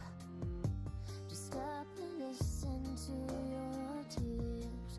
They're all you've got. It's in you. You see somebody's watching over you. And that is all I'm praying, that someday you will understand when God's whole plan and what He does to you. I remember growing up, Sailor Moon definitely had its moments, or its moment. Like, it was hugely popular when I was in school, and there was Sailor Moon, literally everything. Like, it was just branded to the max. Lunchboxes, Trapper Keepers, folders, pencils, pens, paper, binders, everything had Sailor Moon. Backpacks. Literally, I've seen Sailor Moon on everything. Erasers, whatever. Like, it was everywhere. Just extremely popular with kids my age or growing up or whatever. They would, Sailor Moon is like Halloween, etc. Shirts, obviously.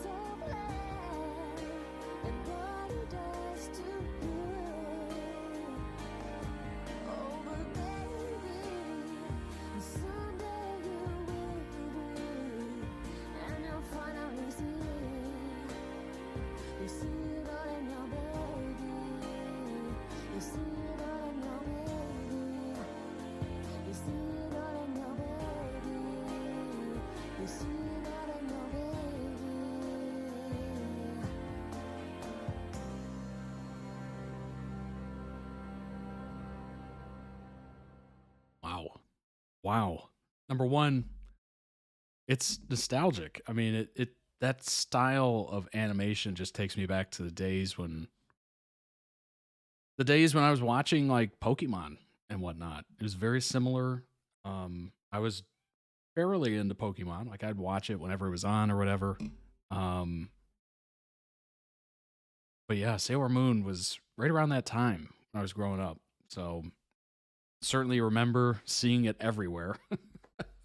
Like the little, I don't even know what you would call it, head thing, like tiara or something, that kids would wear. And gosh, I guess I was more Pokemon than Sailor Moon, but it seemed like everybody was one or the other. Link down below in the YouTube description. Throw out some love. I'm going to throw out some love. That was very good. Interesting song choice there. I think it went well. I'm not going to lie. I was a little lost. But definitely got to look into more here. All right, let's go ahead and bring some more information up because I don't even know what to say, honestly. That doesn't happen very often. Usually I can find something to say. That's interesting. I guess I just didn't dive into much of what Sailor Moon was. I remember seeing ads for it. The ads for Sailor Moon were so like high energy. It almost like scared me off. I don't know. It was so weirdly high energy. Chibiusa and Sailor Chibi Moon, basically. Quote, I am the pretty guardian, trainee, who fights for love and for justice. I am Sailor Chibi Moon, and now in the name of the future moon, I'll punish you. Ooh, Wow, that took a turn. Is the civilian identity of Sailor Chibi Moon and the princess of 30th century Earth. All right, so there's the civilian form. And here's the sailor form. Super sailor form. Small lady. What is that? What is that? Digimon. Oh my gosh. Yes. That was quite the era for sure. Personality. Chibiusa is sweet, hot-headed, and often misunderstood. She was attached to her future father, Mamoru, and even after the R season relating to the manga, she still argued with Usagi over Mamoru, though it was unknown if she was still attached or did it to bother Usagi.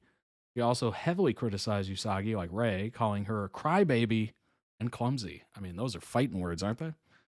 She's usually very upbeat and cheerful. She doesn't like Usagi being nosy about her business. Though she started socially awkward, she quickly became popular with her classmates. In the manga, she once became president of her class. Wow, that's a rise to fame right there. Her initial shyness could be attributed to the fact that she was teased in the 30th century for not having any guardian powers. As the manga progresses, she gradually matures, becoming more comfortable with herself and more confident with her soldier abilities. Because her dream in the manga is to become a beautiful lady, her actions often are based around this. She tries to be a perfectionist, starts off trying to do everything alone and for herself. The view evolves as she realizes that maturity is and what is means to be an adult. In the anime, she's more judgmental and does not mature as much as her manga counterpart. What would I prefer? I think I would prefer the maturity arc, I think that would be a little bit more interesting. She often picks on Usagi for being clumsy. In the Super S movie, she describes Usagi as a klutz, a ditz, and a crybaby. Boy, don't put that on my tombstone. However, there are many instances when Usagi and Chibiusa show their love and concern for one another, such as when Sailor Moon wants to save Chibiusa's pure heart crystal from Mistress 9. What? With no hesitation. Nevertheless, the two often bicker, often behaving more like sisters than mother and daughter. You know what's hilarious? We had to go that far for me to realize that that was a mother and daughter relationship.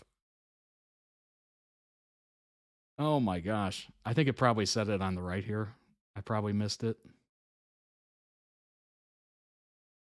Yeah, there we go.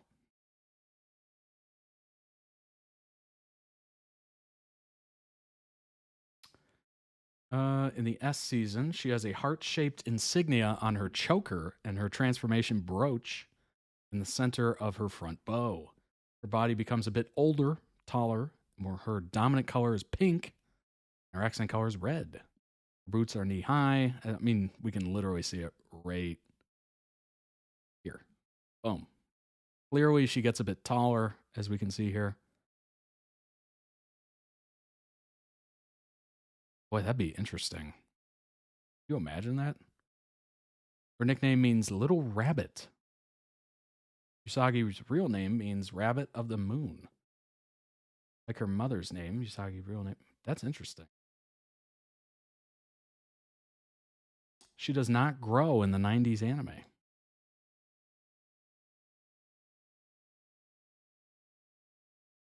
There's a summer version of the school's uniform.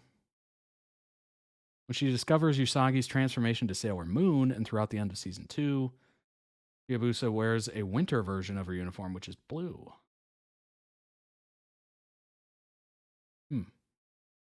Okay. She likes the colors red and pink. Pudding. I like pudding too. Pancakes. Pancakes are great. Rabbits. I'm indifferent. I mean, they're cute. Drawing. Not as good as drawing. And gardening. I'm terrible gardener. Literally every plant I've ever gotten has died. Quicker than it should have. So I filled the apartment with fake plants. I think I've told this story before. I went to IKEA I bought like tons of fake plants to just kind of set around because you do need some greenery in your space to kind of make it less, I don't know, hospital room or something. Just kind of livens it up a little bit. But yeah, it is. It was interesting having a cart full of fake plants. And the woman in front of me in line was just like, how much of a green thumb are you? No, no, I'm not. Definitely not.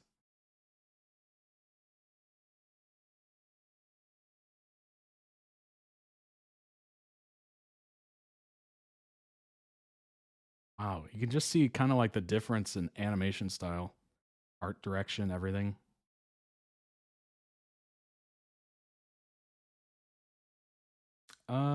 I guess kind of this R is very much like the standard style. This seems much different. Although Sailor Moon looks pretty normal in that.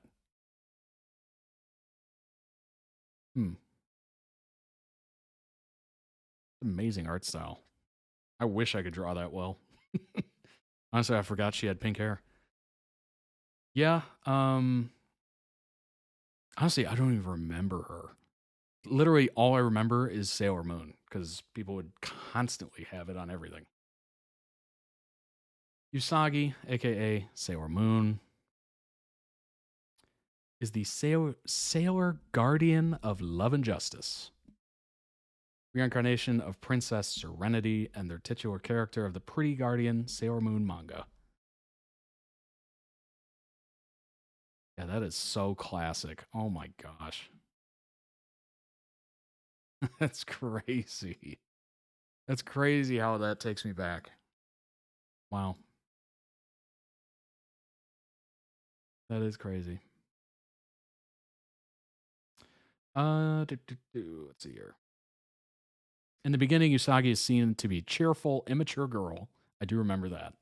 I did see a couple episodes here and there, but it was very random and rare.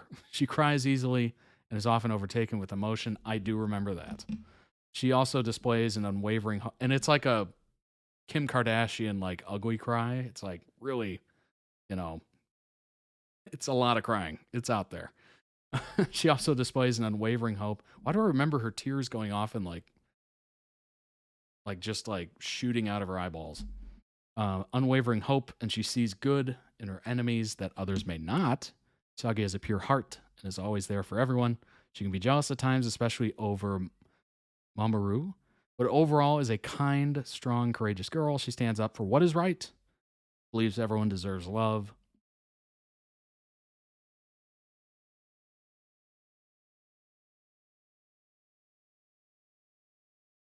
See here.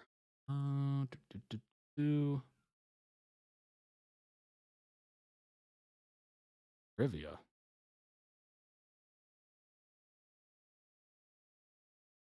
Makes cameo appearances in Codename Sailor V.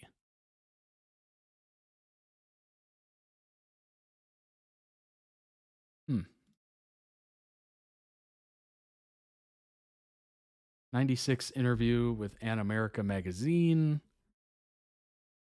Usagi's Odango. What does that mean? I love how it's like one thing after the next trying to figure out what it is. Japanese dumpling. I don't think that's what they're intending it to be. Is intended to be modeled after a rabbit's ears. I wear my hair like that too, but my hair isn't that long, so I only get the ball part.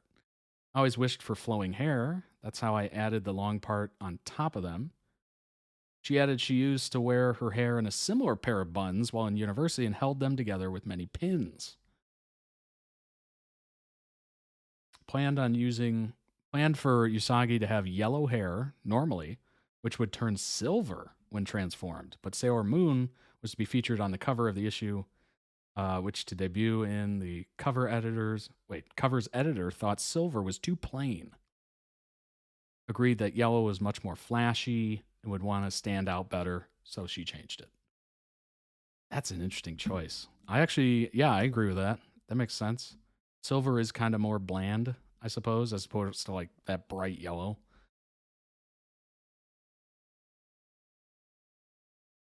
Sailor Moon had a mask in the first few acts, but it was phased out due to the difficulty of animating Sailor Moon wearing it, agreeing she looked cuter without her mask. That is so interesting. I only knew Sailor Moon and their two girls dated, but American censorship made them cousins. Yeah, I didn't even know that. That was the first time when I reacted to Sailor Moon and we brought up that article. That was the first time I had ever heard of that, which is kind of interesting. I always remembered her with blonde hair. Yeah. Of course, they made them cousins. Yeah. Isn't the creator married to someone who does one of the darker animes you've reacted to? Yes. I'm pretty sure that is correct.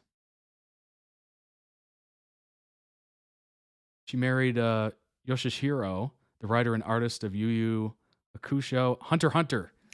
That's it. Hunter x Hunter. They have a son and daughter together. Yes. Good callback. Good callback. With confronted with the idea she based Usagi's personality on her own, she said, "That's not true. I'm not that bubbly." Despite that, she confessed in 1998 that Sailor Moon is her favorite character because her personality is closest to her own. She wanted Usagi to be like a normal teenager and a self-centered, lazy crybaby, not a good role model, who can grow and mature throughout the series rather than be a conventional hero of justice. You know what? I like that arc a lot more because it's real. It's like a real person got these powers and then had to grow into them. A little different than Superman because Superman grew up with like a really, I don't know, very mature household and just kind of grew into his powers. Like he didn't have to like go from like lazy crybaby, rebellious teen or whatever. Like there was no rebellion arc in Clark Kent really. Art book Infinity reveals that in early, so I like that. I like that arc a lot. Unfortunately, I didn't keep up with it. I just dipped a toe in maybe. So I saw like the crybaby aspect of it. So unfortunately, I didn't get to see the mature arc at all. So that's kind of disappointing, but I'm glad it's there. I'm glad it's there.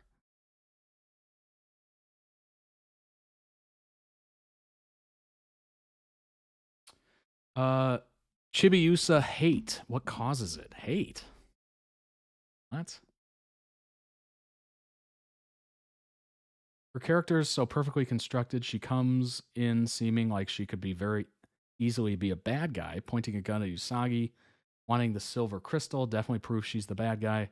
Then evidence is presented showing that it doesn't fit till the end when we find out she's Usagi's daughter from the future. Any reason a lot of people seem to hate her guts. Seen a lot of dislike, even hate for her. Hate fic after hate fic that seems pointless. Is it because of how young she is? Then Chibi Chibi should inspire even more hatred, yet no sign of that. Is it the fact she's proof Usagi and Mamoru's romance is happily ever after? Okay. Also, like, for darker bits, the willingness to threaten Usagi with a gun, fact she's manipulative. This gets toned down after a bit. I remember disliking her. What's up, Slayer Kitty? Hunter x Hunter is my sister's favorite anime. Well, that's awesome. Everything I've seen from Hunter x Hunter has been pretty amazing. So I'm not surprised. I believe the issue here is that you believe that she's so perfectly constructed, but other people do not. Hence, dislike. 3 pages long, but I think if you read this thread right here, you'll find most of the answers you're looking for from Sailor Moon fans other than me. I believe it's mostly because of how bratty Chibiusa is portrayed in the series, especially in the English dub, according to my observations. I don't mind the character, I just don't like her in the R season of the anime, and I actually like her in the manga. I just personally disagree with the anime portrayal of her. Because there is a very special shade of pink that will drive you mad if you stare at it too long. On a serious note, because she acts like a hostile brat.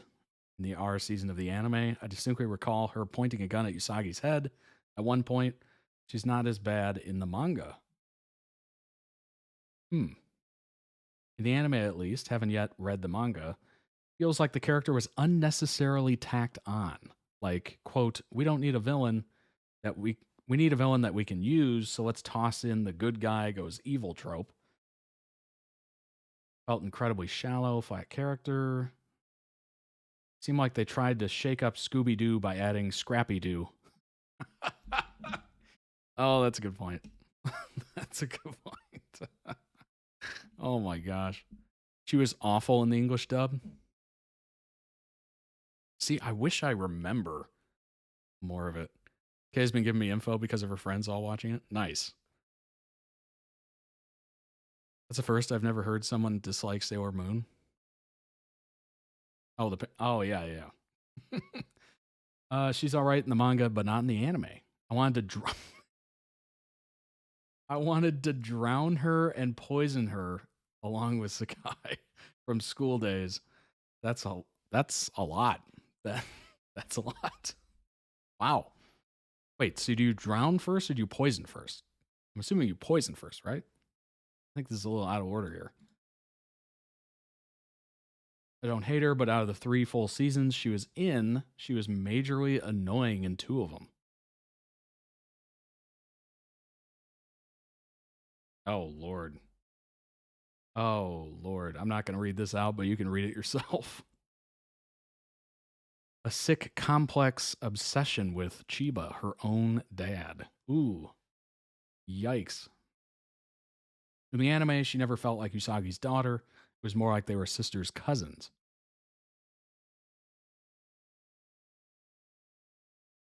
Overexposure, especially in the Super S anime. Extremely annoying and felt like she was just thrown in there for a storyline. She just can't stand that little girl. Which is also why I'm not the biggest fan of Super S, since the focus was mainly too much on her.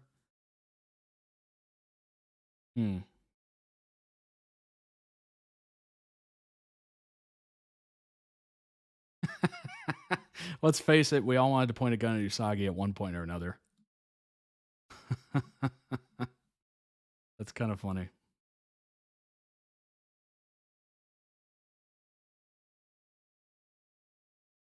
Because she's living proof that Usagi and Mamoru got together, and a lot of Sailor Moon fans hate Mamoru. Huh. Didn't we just go over that on, I think it was last week.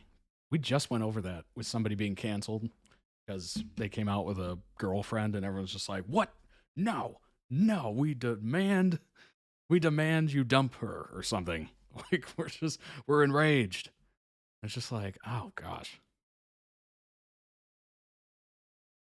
I've always loved Chibiusa, and I do understand sometimes why people are annoyed by her, but most of the time the reasons seem just a little unfair. She's a brat. Keep in mind, I've never actually watched a lot of Sailor Moon R myself, but I just read extensively about it. I can't help but think if almost anyone was put into the situation Chibiusa was in R, that they'd probably be pretty bratty or cranky too. She's pink. What? People don't like her because her hair's pink? What the heck? Her attacks are weak, lame. She's in training. Keep in mind that she become a senshi a lot younger than others. She's only weak when we see her in the series anyway. Right. This is a ridiculous. What even is that? She was obsessed with her dad. Yikes. I get that though. I mean, daughters can be, close to their fathers and whatnot. I just remember being very frustrated with her. Yeah. I'm not gonna lie, whenever I see a bratty character, I kind of shun. I kind of like cringe away. Like, ugh. It's very like innate in a way. They hate the color pink. I guess. I suppose. But yeah, whenever I'm introduced to a character that's kind of bratty or whatnot, I kind of, it just makes me repulsed in some sort of way. But yes, that was interesting. I haven't consumed a lot of Sailor Moon content in my life, other than seeing people wear the merch or a couple episodes here and there. You know, maybe a couple minutes of it when I was young. I think they would play it around the time when Pokemon would come on, so I'd always catch like a little bit of it, maybe the ending, maybe the beginning. I just remember. I remember the attitudes. I remember the attitudes. The crybabiness. I do remember her crying quite a bit. But other than that, I don't remember much of the story, so I can't really comment on that. But clearly, a lot of fans. Clearly, even till today, a lot of fans. So something was good. I just hadn't consumed enough of it to know whether it was or not, frankly. Let's go ahead and move on to the next video. It is Logan Echolls. I think that's how you pronounce it. Character Tribute. Echo by Jason Walker is the song. From the show Veronica Mars, which I think I reacted to the first 2 or 3 episodes, if I'm not mistaken. Maybe the first 2, I think, on the website. It's so weird to see Kristen Bell that young, first off. And I do remember thinking about Logan and just getting that creep factor. I don't know what it is. I kind of got it. I can't explain it. It's like innate. It's like innate. I got that kind of, that weird repulsion in a way. I don't know why. Oh gosh. He's awful for several episodes. Yeah. You know what he kind of reminds me of? He kind of reminds me of, and his friends especially, kind of reminds me of, oh gosh. If you've ever seen the OC, that show with Ryan and Seth and all that stuff. Seth is by far the most popular at this point. He's got the most amazing gifts ever. But he reminds me of the quote-unquote rich kids from that show that Ryan got in a fight with. Just perfect one-for-one. Just like, oh gosh. But let's go ahead and make this a little bigger because I don't think we're going to need... The aspect ratio is a little interesting on the last one, so let me edit this just a little bit. We're going to make it full screen. We're going to go.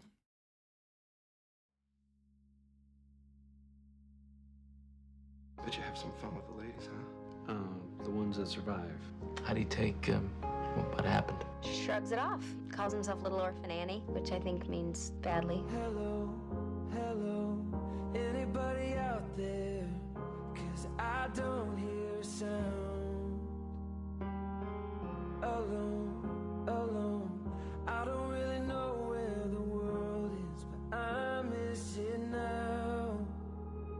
I'm out on the edge and I'm screaming my name like a fool at the top of my lungs. Logan, Sometimes when I'm your friend, man, and I'm starting to get a little worried. What is so great about living? Echo is the only voice coming back. Shadow. That necklace. Oh my gosh, that takes me back. So many kids had that necklace. Or like a puka shell necklace or something. Like, I don't know why that was such a big thing back then, but it was. Is the only friend that I have. Luckily, it looks like he grew out of it as the seasons went on. As we all did. Veronica, all I care about is you. I can't take that I hurt you and all I want to do is protect you.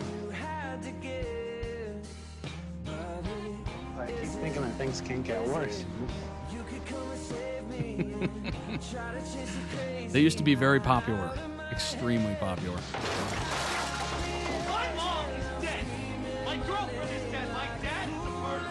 And the only person I still care about is dumping me. Yikes. rough spot to be in there. What, lose a pooper show?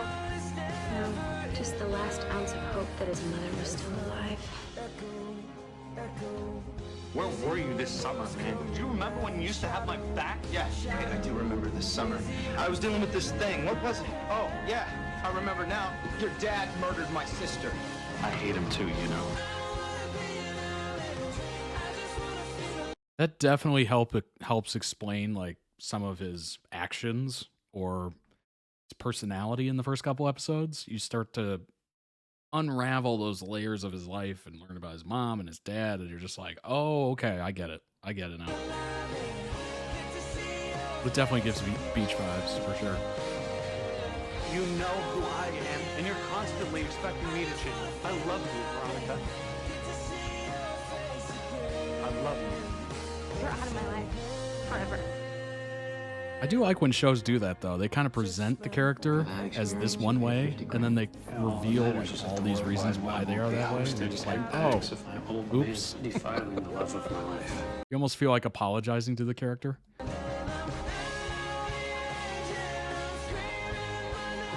My bad, I didn't know. Whoops, you're bad. Listen, man, I'm truly sorry for everything. A gun? Bonus, a gun? What are you doing with a gun? You're gonna get yourself killed, don't you understand that?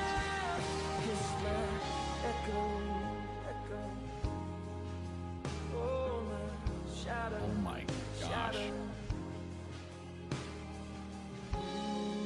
Not the necklace over the sweater. Come on now. No.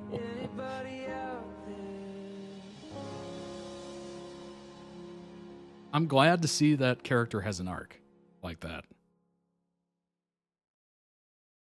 Shout out to the original editor of that video.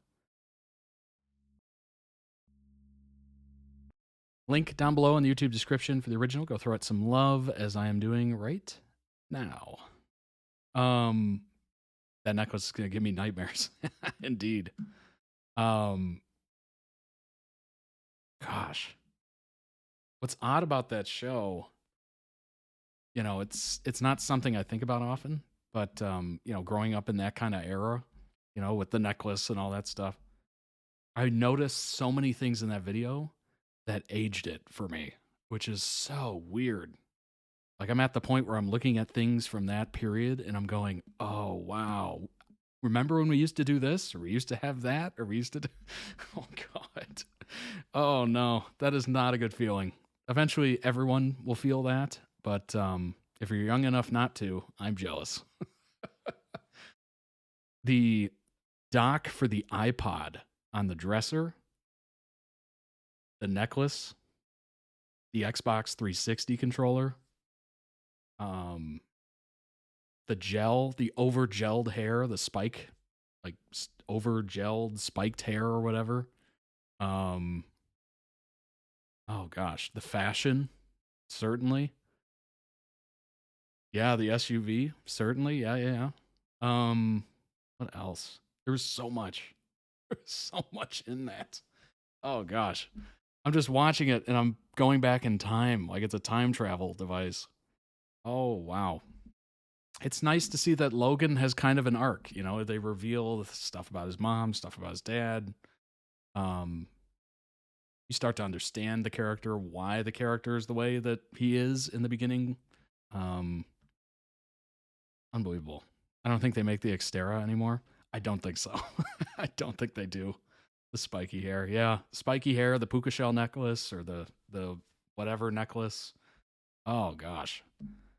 Having the necklace over a sweater, like a long sleeve sweater. Oh, gosh. We used to think they were so cool, they would be over the clothing. Oh, jeez. I look at that now and I see, like, Flavor Flav with, like, the big clock necklace. It's like the same thing. Ay. Let's go ahead and jump into some information on Logan. Obviously, there is quite an arc there. Veronica Mars, American television show created by Rob Thomas. Probably not the singer, right? No. Not the singer from, what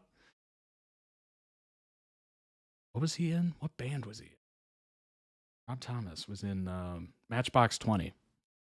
Although same era, certainly. Series premiered 2004 during network UPN's last 2 years. Oh my gosh. I used to watch UPN religiously growing up.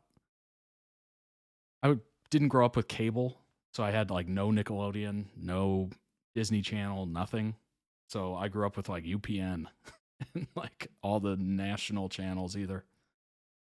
Ended on 2007 after a season on UPN's successor network. Obviously, we've reacted to quite a few shows from the CW. Balancing murder mystery, high school, and college drama, the series features social commentary with sarcasm and offbeat humor in a style compared to film noir. All right, where is he? Logan Echolls. Logan Echolls, the quote, bad boy 09er, son of an A-list actor, originally auditioned for the role of Duncan Kane. After his audition, the producers asked Doring to audition for Logan's character, who was only going to be a guest role in the pilot. Really? Doring felt that his audition for Duncan was a little dark and was told by the producers that it was not really right. The producers then asked Doring to read for the role of Logan. Doring acted out one scene from the pilot, bashing a car's headlights in with a tire iron. During the final auditions, Doring read 2 times with Bell and met with the studio and the network. When reading with Bell, Doring acted the whole scene as if he was the one who forced himself on her and tried to give the character a certain evil feel. Boy, that is a odd scene to read for auditioning. Good grief. Todd just letting you know that Jace's iPad died, so they aren't able to comment anymore. Gotcha. Appreciate it. Appreciate the heads up. Pronounced 09er because he lives in the 90909 zip code. Oh, okay. You're watching it on TV. Well, what's up, Jace? On the TV. Good grief. Stuck in this thing. That is really interesting. That is a weird scene to audition for. I kind of get it though. That is like an important scene. But good grief. How would you I don't know how actors do that. Like, how would you get yourself in this space? Like, that is so odd to me. That is so very odd. Logan and Veronica. Lovey. Oh, that's a fun name. Lovey is a romantic relationship between Logan and Veronica. Throughout the first half of season 1, Logan and Veronica are shown to virtually dislike each other. However, as the series progresses, they fall deeply in love, or Lovey, with each other. They are seen in a relationship together in all seasons of the show and in the film. American drama series showcases a lot of challenges they face on their way to their happily ever after. They eventually marry in the show in the conclusion of the final season. That is such a good nickname. Dang it. It's unbelievable. Yeah, I don't know how they automatically switch characters. Yeah, that's interesting, isn't it? Like that, I'm assuming he wasn't prepping for Logan at all. So it's just like, all right, here you go. Good luck. Meanwhile, there's like hundreds of other people auditioning. In the original scene, he was supposed to write the C word on her car too. Ooh. Yikes. Good grief. I'm sure they couldn't get away with that on UPN. UPN is very much basic cable, if you will. That was cut for TV. Oh, yeah. I'm not surprised. Like, UPN had, like, I don't know, Hanging with Mr. Cooper on it. Like, it was Family Matters, like, typically somewhat family-friendly shows. I'm not surprised they cut that. I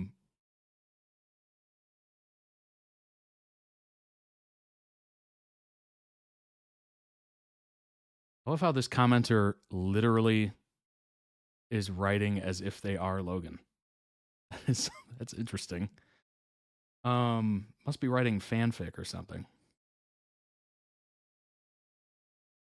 Jason Dohring, American stage, television, voice actor, is best known for Logan, of course, in the film continuation, as well as his roles as Joseph Costin on Moonlight, Adam Carpenter on Ringer.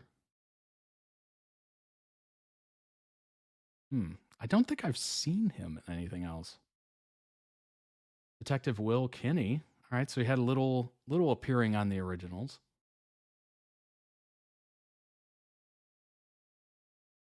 Main voice of Terra, the main protagonist in Kingdom Hearts. Kind of interesting. After its cancellation, Dohring found work with Warner Bros. And CBS, co-starring in the television series Moonlight.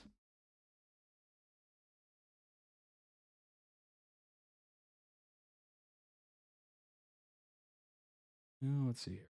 April 2013, it was announced that Dohring would be cast in the Veronica Mars movie. The question is, how did that movie go? Was it popular? Was it received well by the fans of the show? Question. Held its world premiere at South by Southwest, which is a festival here.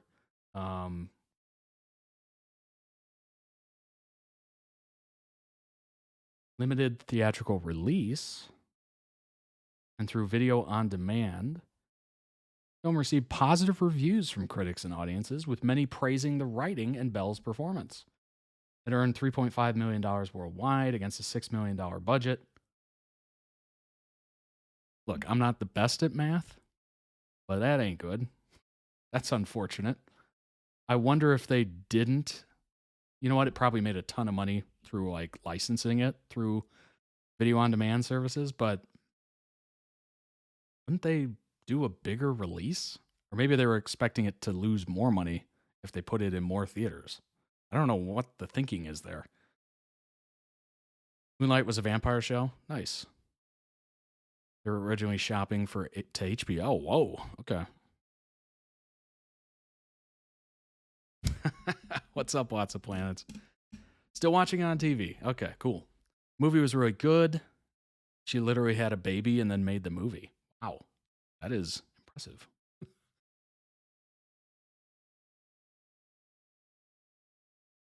Let's see here. Revival of the series has also sparked continuations through different media. 9 years after the events, the series finale, former teenage sleuth Veronica Mars has left Neptune, California, moved to New York City in a relationship with Piz, has a job offer from the prestigious law firm Truman Mann and Associates. It makes me wonder, like, why was it limited? Let's see here.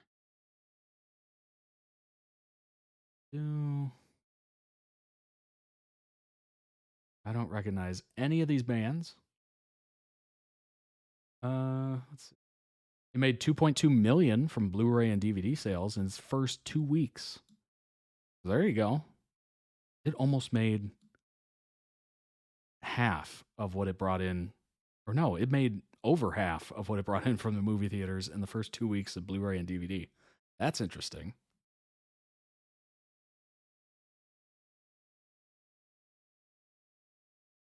The film earned $260K from its Thursday night showings in only 95 theaters.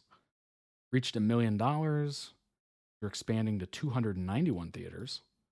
On Friday, in its opening weekend, the film grossed almost $2 million in 291 theaters in the U.S., ranking number 11. Analysts at the time noted that the unusual financial history and distribution of the film made it difficult to interpret these numbers or to compare them to other films. Film grossed $3.3 million in domestic, only $163,000 in foreign box office. What a weird release. What the heck is that? It's like they gave it no shot at making anything in the theaters. That is so strange. Received positive reviews from critics. Rotten Tomatoes, the film holds an 80% approval rating based on 138 reviews. That's pretty dang good.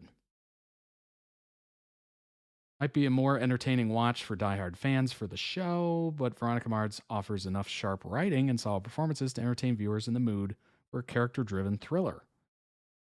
Metacritic, 62 out of 100, based on 35 critics. You know what I don't like is that they don't list the fans. I get it. Critics get paid. Their word is supposed to matter. But they should include, like, the fan score. Am I off on that? I feel like they should include it. Seems like an odd thing. It was really made for loyal fans? Yeah, I'm thinking so. The WB only gave them a small amount of money for marketing and reshoots. Gosh, that is so gross. I feel like it would have been much better if they released it more. Movie crowdfunded on Kickstarter? Really? Logan gave me all the red flags for the first season, did not care why he was a psychopath, red flag and alarm bells, run girl. Right. That was the first thing immediately I noticed. I'm like, ugh, I don't like this character. Kind of like Nathan on One Tree Hill. Just like that immediate, nope, I'll pass. That character has got bad vibes. Don't like it. But it's nice to see that there was quite an arc there. And it's one of those things where you're like, what does Veronica see in that dude? Like, what's going on here? Like, I get it. He's probably got money and, you know, he's popular, I guess, suppose, and everything. But at a certain point, you're like, kind of a terrible person. And then you find out what the heck happened, and you're like, oh, okay. I can understand now. All right. Since it won't tell us, I want to know what the audience score is. It's probably pretty high. There we go. 78. That is freaking high. Certified fresh from critics. 80% when you put everybody in there, not just the top critics. You know what's funny? The top critic score is almost always bad or worse than the all critics. It almost makes it sound like the top critics are the top critical people. Like they're trying to find things to hate. Like they're just nitpicky like crazy. And then you put all and you're like, oh, okay. 80%. Matches up perfectly with the popcorn meter, aka the fan vote.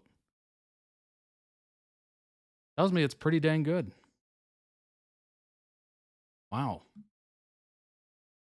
How does a film with 80% only release to 291 theaters? What even is that? To me, that's crazy. That is absolutely nuts. It won a Fandom Awards, Fandom of the Year in 2014.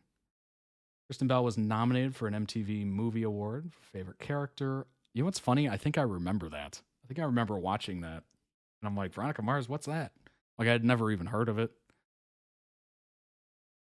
Teen Choice Awards, of course. I used to watch those.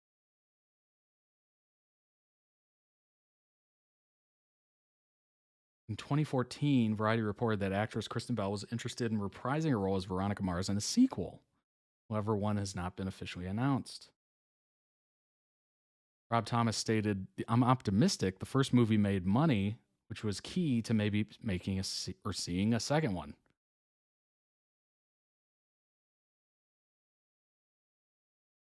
Web spinoff. In 2018, it was reported that Hulu was planning an 8-episode revival with Bell and series creator Thomas returning.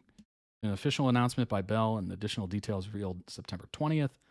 Thomas confirmed the revival would take place after the events depicted in the film and novels. 8-episode season was released in 2019. Kind of cool.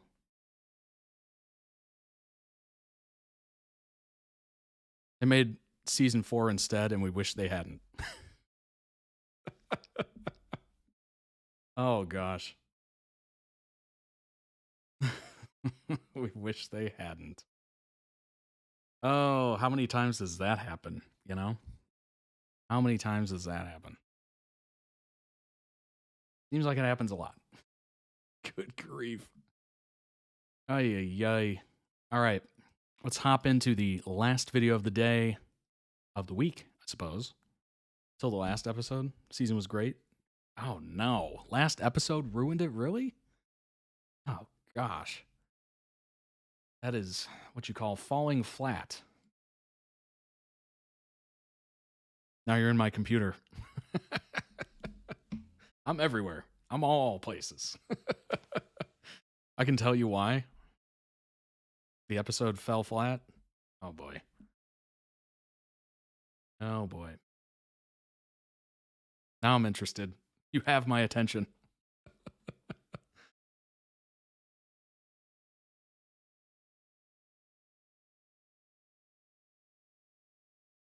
By the way, the last video of the day, stray kids are not idols. They're just 8 dudes flirting with each other.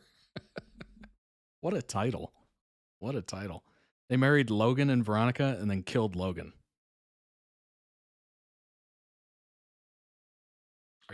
Are you serious? So they gave everyone the fan service of marrying the two, and then they killed them. Oh my gosh. Oh. So that's why she was dating some other person in the movie, right? I think I read that she was like returning to her hometown to investigate the death of a former classmate allegedly murdered by Mars's ex-boyfriend, Logan.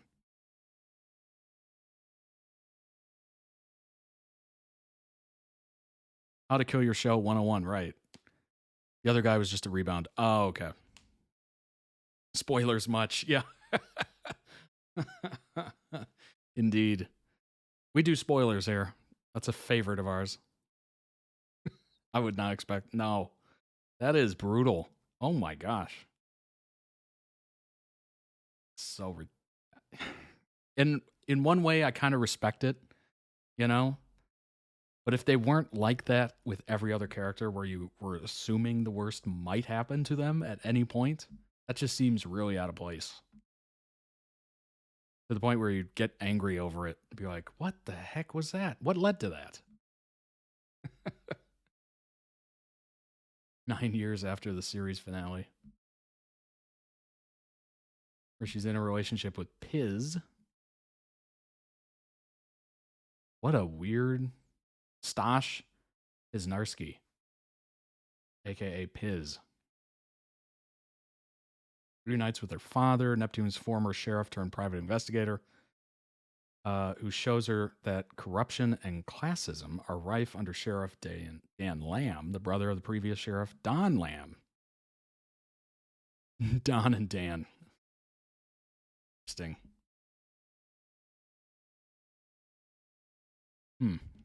Weird. They did all this work on Veronica to make her want marriage and to show Logan the way, basically, and make him less of a... Anyway. And then they got married and boom. Yeah, that is not good. That is not a good decision that they made. Now imagine if he was still alive and he was in the movie. They were married. Maybe they had a kid at that point. Like, that would have been interesting. Obviously, the fans, I think, would have enjoyed that.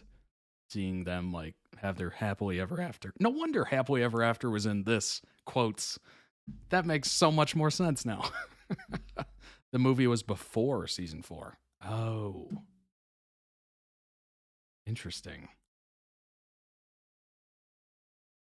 Oh, so they were separated or something? And then... they somehow got back together, got married? Oh my gosh. That is worse. That's even worse now that I'm thinking about it. That's way worse. So they split up. We did a movie. She had a rebound. Then they got back together. And then they married, which is like the pinnacle. That's the peak. We've all been waiting for it. And then they kill him off. Oh my gosh. I would feel so betrayed by those writers. Oh, gosh.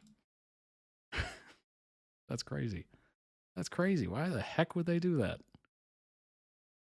All right. I think this next one does have closed captioning, so I'm going to adjust it. Season 4 never happened. Yeah. Season 8 of Game of Thrones also never happened. Let's go ahead and jump into the last video. It is Stray Kids Are Not Idols. They're just 8 dudes flirting with each other. That is a hilarious title, by the way. Kudos to the editor. That is absolutely hilarious. Make music? Probably simp for each other. Absolutely. Let's go ahead and jump in.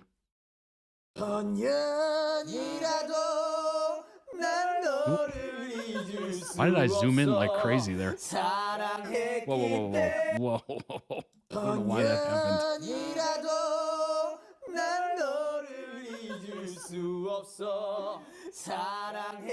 Already loud. Yeah. It's good. The second Stray Kids video. Just pure loudness.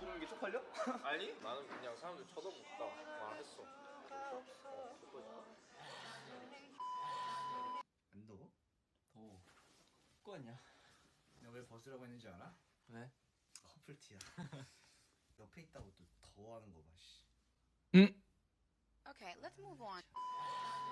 후 그날의 향기가 바람에 실려오네. Can't hear the video much? 후 영원할 줄 알았던 25, 21. Adjusting the audio. You know what? I think that one scene was pretty low. 엄마, 아 나 손 안 본다니까. 아 저 그 소개팅 잡혀가지고. Unfortunately, I wasn't watching the audio. 아 상대가 창빈이야? 누구? 엄마, 알았어 갈게. 그만 갈게. I was distracted by the 이 집에 8 샹들리에까지 dudes. 있다고? 오케이 바로 잡아. Oh yeah. Hyunjin actually gifted me this. Oh really? Oh. We're a couple. 예. 르르 뿅 하면 날아갈 수 있어요. How they always go back to that. 르르 뿅 자기야. By the way, what's going on, ADDButterfly? Welcome, welcome. 저를 만나시면 누구보다 넓은 어깨를 보여줄 수 있고. 뽀뽀면 뽀뽀 가능한가요? 뽀뽀 가능한가요? 뽀뽀 가능할까요? 뽑는 거 말고 뽀뽀 가능한가요? 뽀 같은 소리 하고 이제 혹시 뽀갈 가능한가요? 뽀뽀하고 싶어서요. 뽀갈 해도 되냐? 뽀뽀 주잖아. 싫어. 오늘 안 할 거. 언제 해줘? 뽀즈가 발렌타인데이 때 비앱을 했잖아. 공교롭게도 오늘 또 화이트데이예요. 이렇게 인연이 또 있나 봐요. 그러면은 4월 14일은 블랙데이니까 네, 그때는 뽀뽀로? 아니 그때는 짜장면 먹자. 6월 14일은 키스데이 돼. 뽀뽀? 내가 내 생일. 짜장면 Had him on the run. Once you get him on the run, keep him on the run. 왜 그러는 거야? 저 작품은 위험합니다. 형을 봤을 때 데뷔 때부터 얘 자꾸 끼부려요. 내가 뭐? 내가? 얘기하다 보면은 막 눈웃음을 Smiling with his eyes. 부리는데 왜 끼부리냐? 아니 왜? 나 그냥 듣기가 좋아서 끼부려. What's with them and kissing?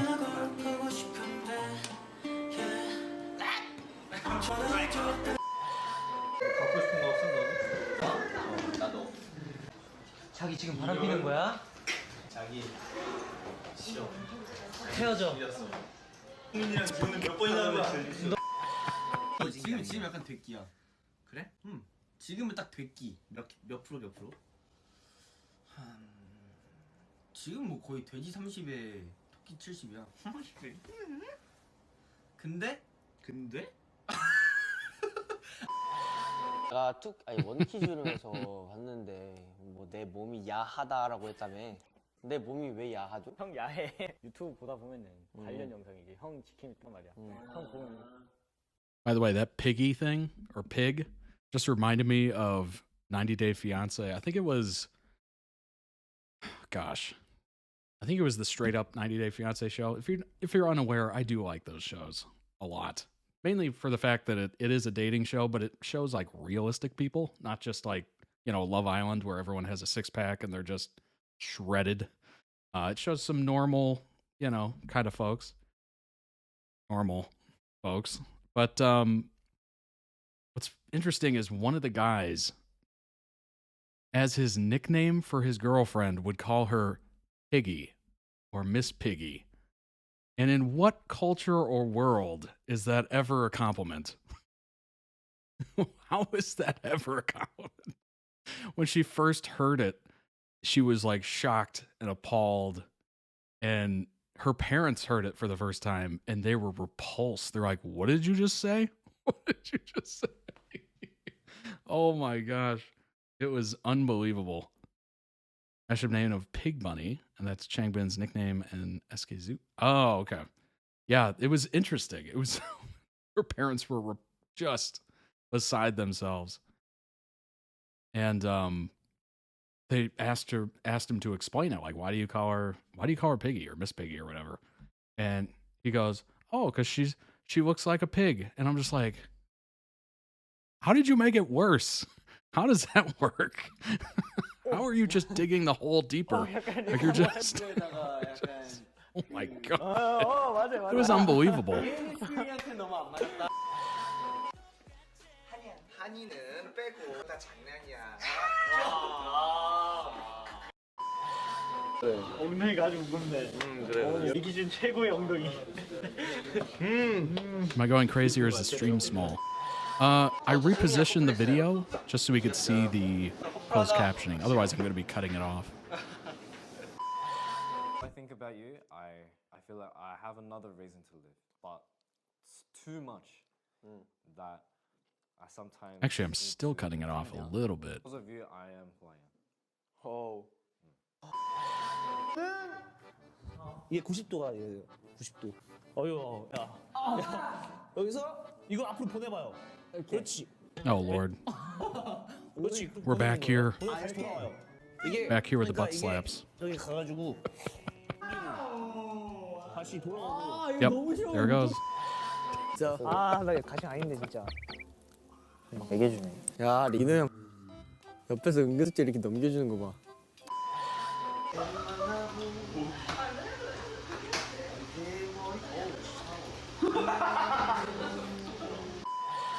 자면 되잖아. 아니라고 너무 좁아. 저번에 더 좋은 거지. 그런 거. Find me a church.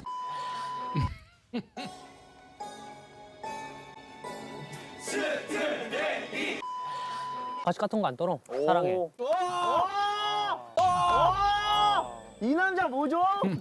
나랑 같이 알콩달콩 내일 아침 만들까 같이? 보고 싶냐? 왜? 이랑 감정을 잘 몰라. 근데 널 좋아해. 오. 너 까느라 좀 바빴어. 네 거라서.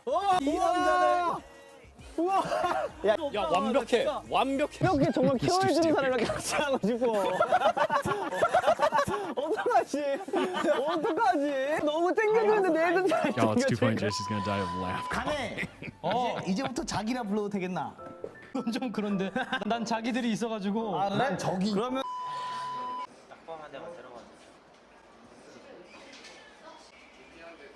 Can I give you a finger flick? 오케이. It's a new form of flirting. 정말 가슴이 이런 말 하면 안 되고 말 해도 될지 모르겠지만 한이 형이 가슴 근육이 정말 예쁩니다. 어머. 저는 성공하였습니다. 누구야? 그 남자 나만 볼 수 있어요. 정말 침대래야. Oh, dude, he's flirting.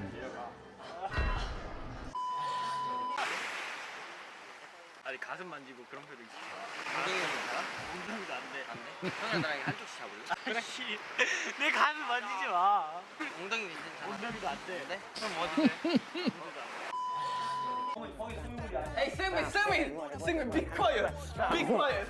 And it goes from uncomfortable to just hilarious. 야, 내가 바로 끝내게 해줄게. 이렇게 할수록 좋아하려 해. 너 그만 불러.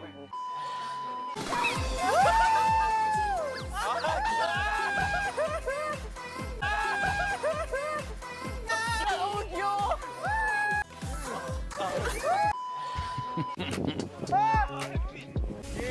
내가 가르쳐줄게 언니랑. 아 눈뽕 미쳤어. D- 네. 내가 가르쳐줄게.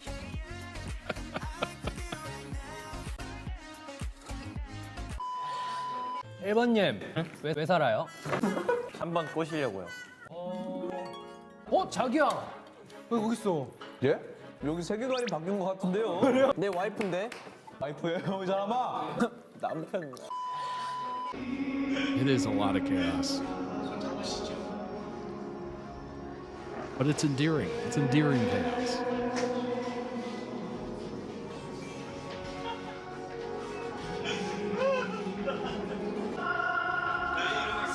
The universes are priceless.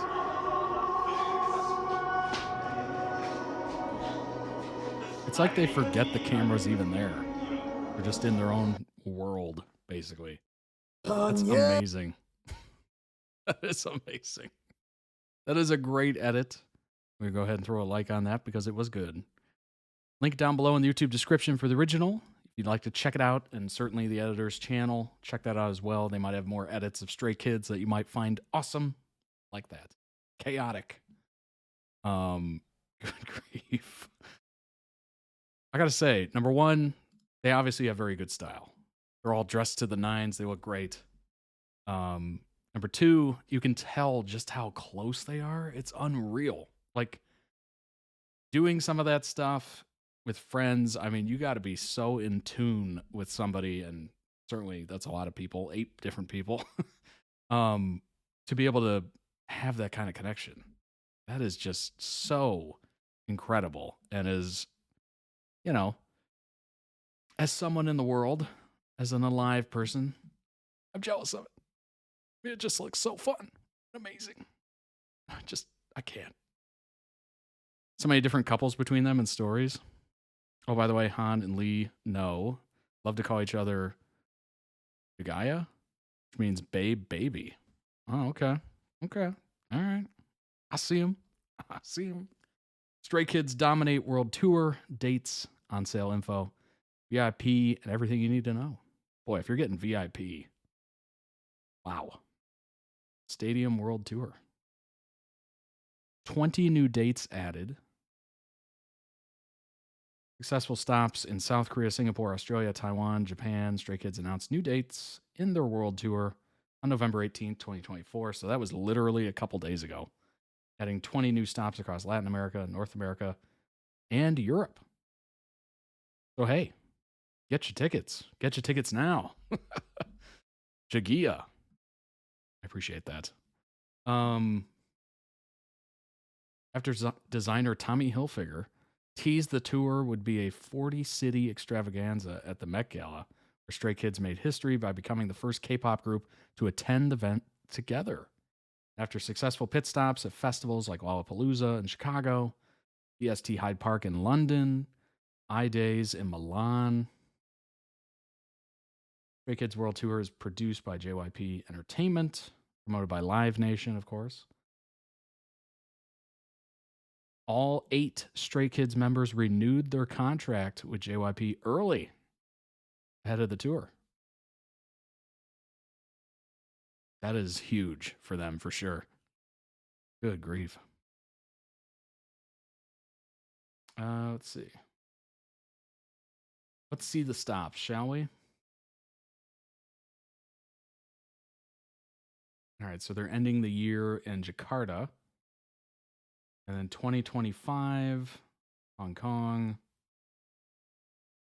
Coming up through Latin America, Central America, and then into the U.S. San Francisco, May 28th. LA, May 31st. Arlington, Texas. I think Citi Field is where Mets play. Pretty sure. New York, New York. New York's so special they get 2 shows. That's not surprising. That's not very surprising. And they're off to Frankfurt, London, Madrid, Paris. Where can I get tickets and how much do they cost? Oh, this could be interesting. This could be interesting. What about VIP ticket?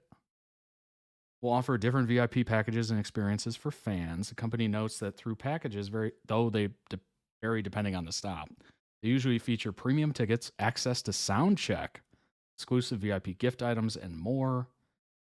Huh. Okay.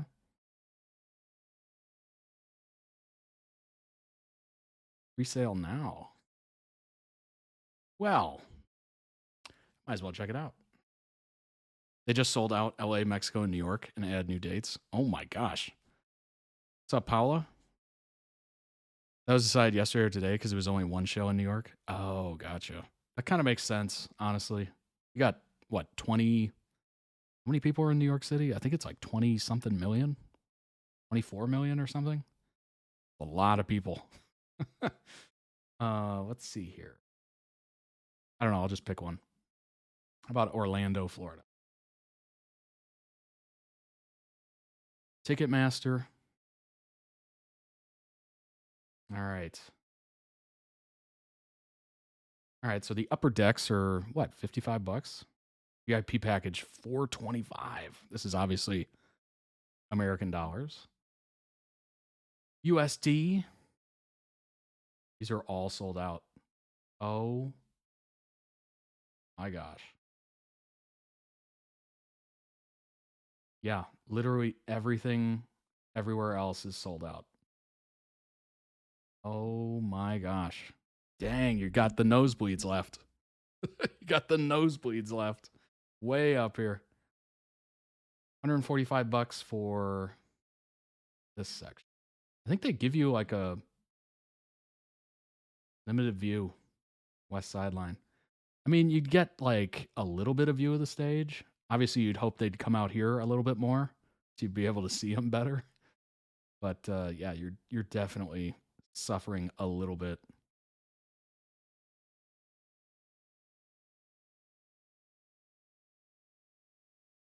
That'd be kind of brutal, honestly. If you're back here, you're not seeing anything unless they come out here, and even then, you're just getting their backs. Oof. Yikes. All right, so the prices are not bad. They're just sold out. They're just sold out, frankly. All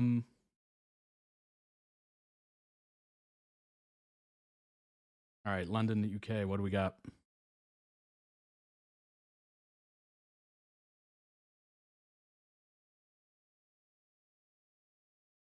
Oh, it's not on sale yet.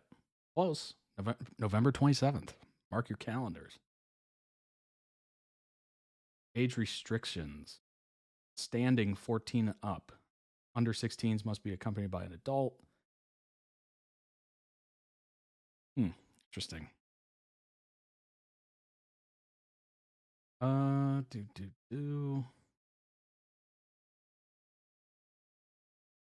Obviously, at this point, I think VIP is probably the way to go if you can swing that. Great Kids Bang Chan says he's sacrificed a lot to become K-pop idol. Think a lot about what if I didn't leave? What would it be like? Yeah, that is an interesting thought experiment, honestly. I miss a lot about Australia. I miss my family, the environment, the water, the food, my mates. I miss my dog. Gosh. That's life, though, isn't it? Taking risks, putting yourself out there, trying it. You know, I moved across the country, basically, from my family, just for a job. And, you know, I've enjoyed where I'm at. I've enjoyed it.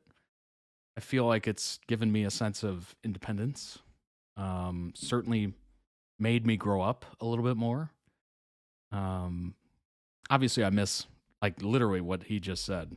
Miss family, the environment. I don't know about, yeah, I miss the water, I guess. Summer months on the water is usually pretty fun. The food, I mean, actually the food's better here. But yeah, missing the family is probably the biggest one. FaceTime helps, you know, any sort of video conferencing and whatnot. But yeah, I mean, that's part of life. Most people, actually, I think the statistic's pretty staggering. Most folks actually just remain in their hometown, basically. But I think it's important. I think it's important to get out there, see different areas, whether it's traveling or moving, whether you make it permanent or not. I think it's important to get out there. I do think it definitely gives you a healthier perspective of the area, or maybe your country, or whatever, the world even. You're moving out of country. I think it gives you a nice, healthy, I don't know, different perspective. It gives you a chance to start over, do something else. It's always, it's like a resetting, if you will. Like you have no idea where anything is. trying to learn a new area. Like, it has been quite an experience. I've enjoyed it. I would recommend it. But I certainly understand if you're not able to. It is what it is. But then again, you don't have to move somewhere to experience it, right? Stray Kids make 2024 their biggest year yet on the UK charts.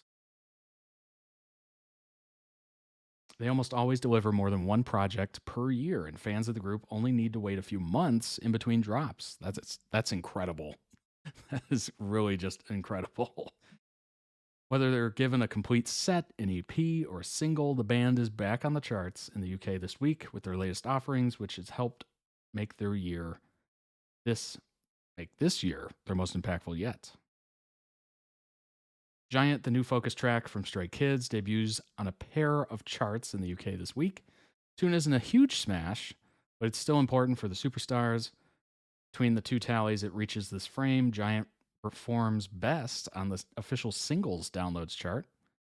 On that list of the most downloaded tracks in UK, Stray Kids launched their latest cut at number 46. Same composition is also new to the official single sales, ranking at number 53. They love music, they just can't stop. Honestly, that is such a blessing. If you're a fan, you're like a fan or a stan of Stray Kids, that is such a blessing. They love the music. They put out the music a lot. Like, you're getting so much product from this group as opposed to, I don't know, probably the most famous example is Frank Ocean. People are just constantly waiting for the next album. Rihanna, where are you at? You know, all that stuff. But yeah, exactly. You're drowning in content. That is a good thing to have.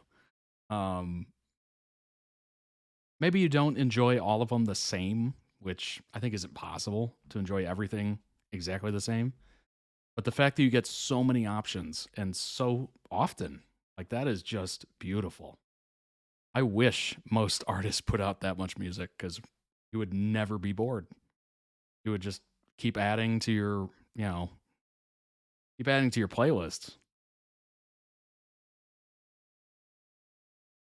Stray Kids had only collected 5 successes on the UK's roster of the most downloaded tunes in the country before this year began. Now they've added half a dozen more smashes to that growing list. Good grief.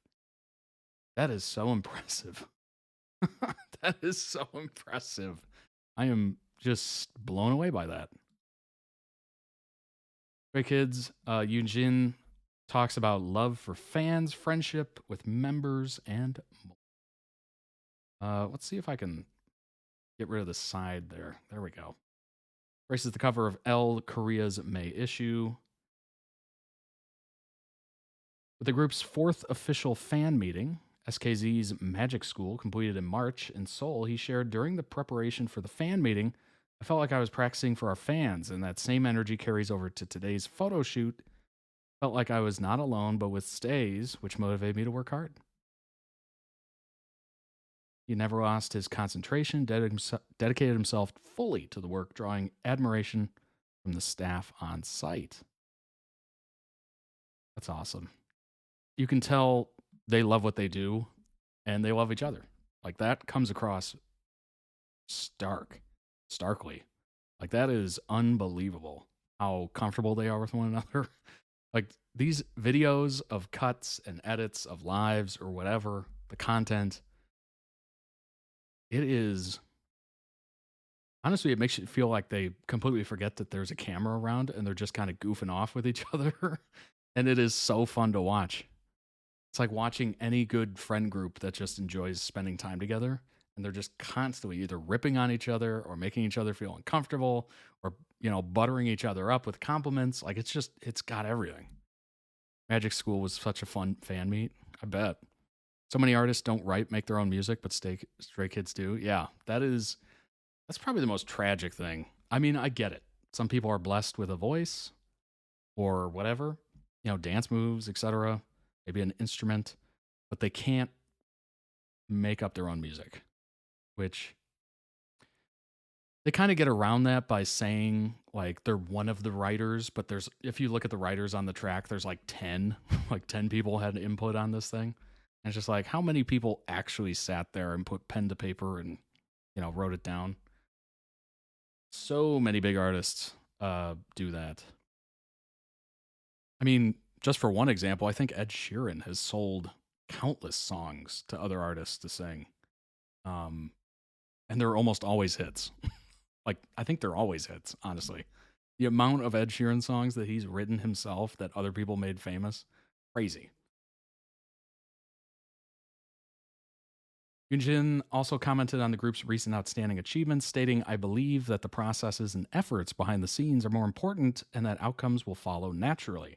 He went on to say, "I don't want to be satisfied yet. Right. Want to achieve more. As we've come this far, thanks to the love of our fans, it would be the most shameful if our skills don't match up to that." That is a great attitude to have. Not being satisfied. In one aspect, that can be a little grinding on you. Like, it can wear you down if you're, not strong enough to be able to just keep pushing yourself. And it will tire you out from time to time. You'll burn out, whatever.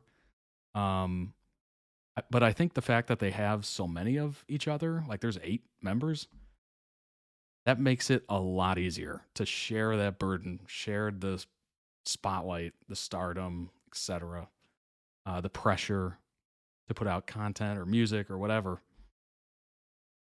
I think that makes it a lot easier. But yeah, if they were feeling satisfied right now, then maybe they slow down. Maybe the music kind of slips a little.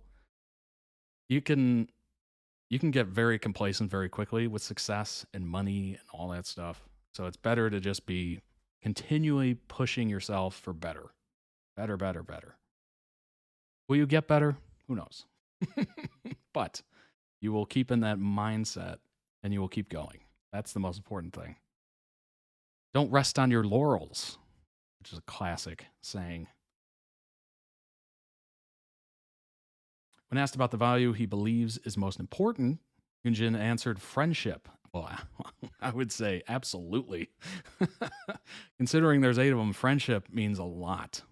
Because egos can get in check, and, friendships can sour and all that stuff. So keeping everyone super happy and friendly and into it and together and, connected in whatever way possible, that is huge for a group, certainly. I mean, how many groups have we seen that have just dissipated or, they become big and then they break up or whatever. And you're just like, what the, I didn't even get to see them in concert. They're already broken up. What happened? I'm not saying that's going to happen here, obviously. But yes, friendship is incredibly important. At some point, I began to think that friendship is truly a deep emotion. We're in our 7th year since our debut, 7-year itch. But the members still have a special affection for the team. That's great. I think there's nothing to be afraid of in the future if this friendship becomes my strong support system. Yes, absolutely. As long as they keep the friendship, it's good to go.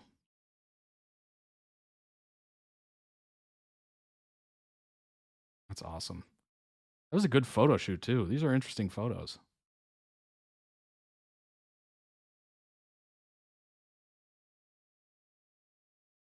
I don't know how they do it. Like, I don't have this creativity in my mind.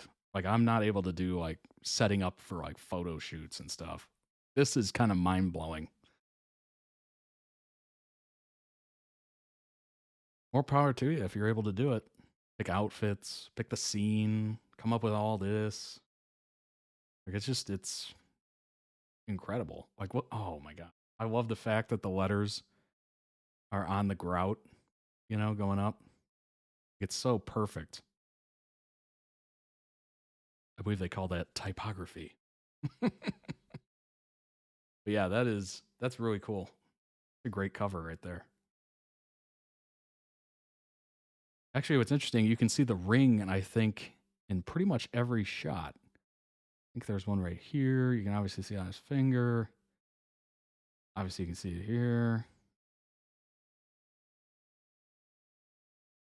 Yeah, it's like a big statement piece every single time.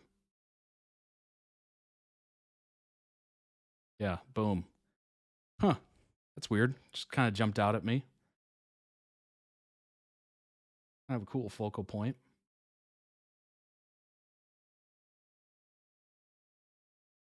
kudos to photographers that are able to do all that. I am not that skilled at photography. I did take a summer class once, so might not be National Geographic, but I'm close. I'm just kidding. I'm terrible at photography. But yeah, that was amazing. As long as they stay together, friendship, stay close, tight knit, whatever, stay on good terms, they'll be good to go.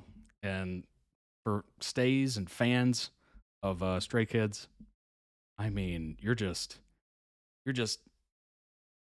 soaking up content like crazy. Like, I am fully jealous. I am fully jealous because nobody I'm a fan of has that much content coming out every year. That's amazing.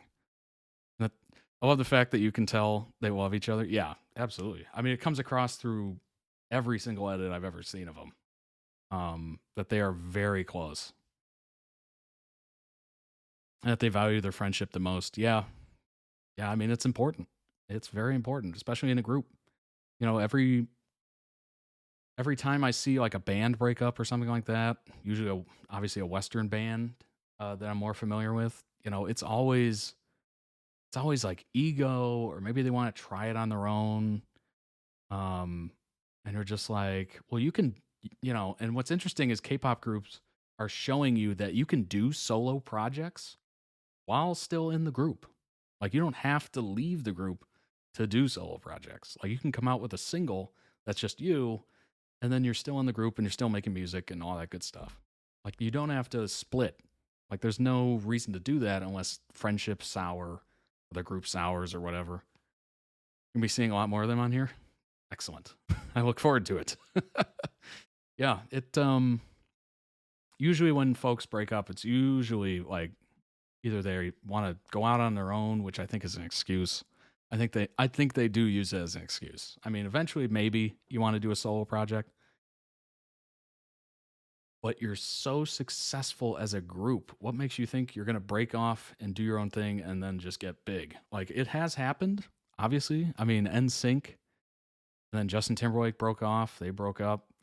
And he, you know, Justified was a dang good album. It was a dang good album. He's still putting out decent music. Like, his recent one's not bad. I forget the name of it. But it's not the same. Like, they'll never be quite the same. I'm not worried about Stray Kids at all. The interviews and the way they talk about the group, it's a live or die with them. Yeah, I'm not worried about it either, honestly. They seem pretty well grounded. And they, you know what? They seem like they keep each other well grounded, which is awesome. And it seems like they like, you know, JYP Entertainment. Obviously, if there was some conflict there and, you know, whatnot, you could probably see them breaking away from that, and maybe they fall apart after that, but I don't see that so far. Especially if they signed early to another contract. Early is a key sign that they're not looking to go anywhere. All right, everybody. I hope you enjoyed it. This was an excellent one. JYP is one of the better K-pop companies. Well, that's good that they're on there then. Dang. A good one to sign with. I hope you enjoyed. I know I enjoyed. If you'd like to request your own videos, you can certainly do so. toddreacts.com. Subscribe to the YouTube channel if you're watching this on YouTube. If you're on Twitch, head on over to the YouTube channel. Give it a subscribe. Check out the other videos. This one will be up here soon. We'll try to get it up tonight. I don't know if I can do it, but we're going to give it a shot. I always try to. I almost never succeed. But I think that BBC one is going to get blocked. Just have a feeling. Everything BBC gets blocked for me. So we'll see. We'll see. Fingers crossed. Fingers crossed. I'm glad you had fun, Andy. Thank you, ADDButterfly and Jace and everybody for hanging out. I appreciate it a lot. Join the Discord. Lots of great people in there. Looking to get that community as big as humanly possible. That way you're all in touch with certainly myself, you know, any sort of events or issues or whatever going on. And also just keeping in touch with other folks that are interested in the content you're interested in. I think that's awesome. The internet can be a very separating place. You know, certainly in real life, people kind of get absorbed into this, and then they're just gone to the world. But if you're like this, at least you're in a community with people that share your interests and all that stuff, so it's not as isolating as it can be. So join the Discord today. Enjoy it. Everyone's very friendly in there. It's a very awesome place. And follow the Twitch channel if you're watching live. If you're on YouTube and you have no idea what's going on and you want to join a live stream, go ahead and join the Discord first. And then just click on the link when the event starts and you can be here and be in the chat and join all these fine folks in the chat. And check out the winter collection of merch available right now. Members of the website save 15% on every order, ships worldwide. Hope you enjoy it. I might not be the best model for it, but I try. Thank you so much for joining. I hope you have a wonderful weekend. Be safe. Go out there, do something fun. Or stay in and do something fun. You know, card game that you haven't played in a while, board games, a show you haven't seen, maybe a comfort show. Go to a museum or something. You know, something fun, interesting. Hope you have a wonderful weekend. I will see you back here on Monday for yet another wonderful stream of great member-requested videos. Take it easy, everybody. I will see you later. Bye-bye. Thanks for joining, and take care.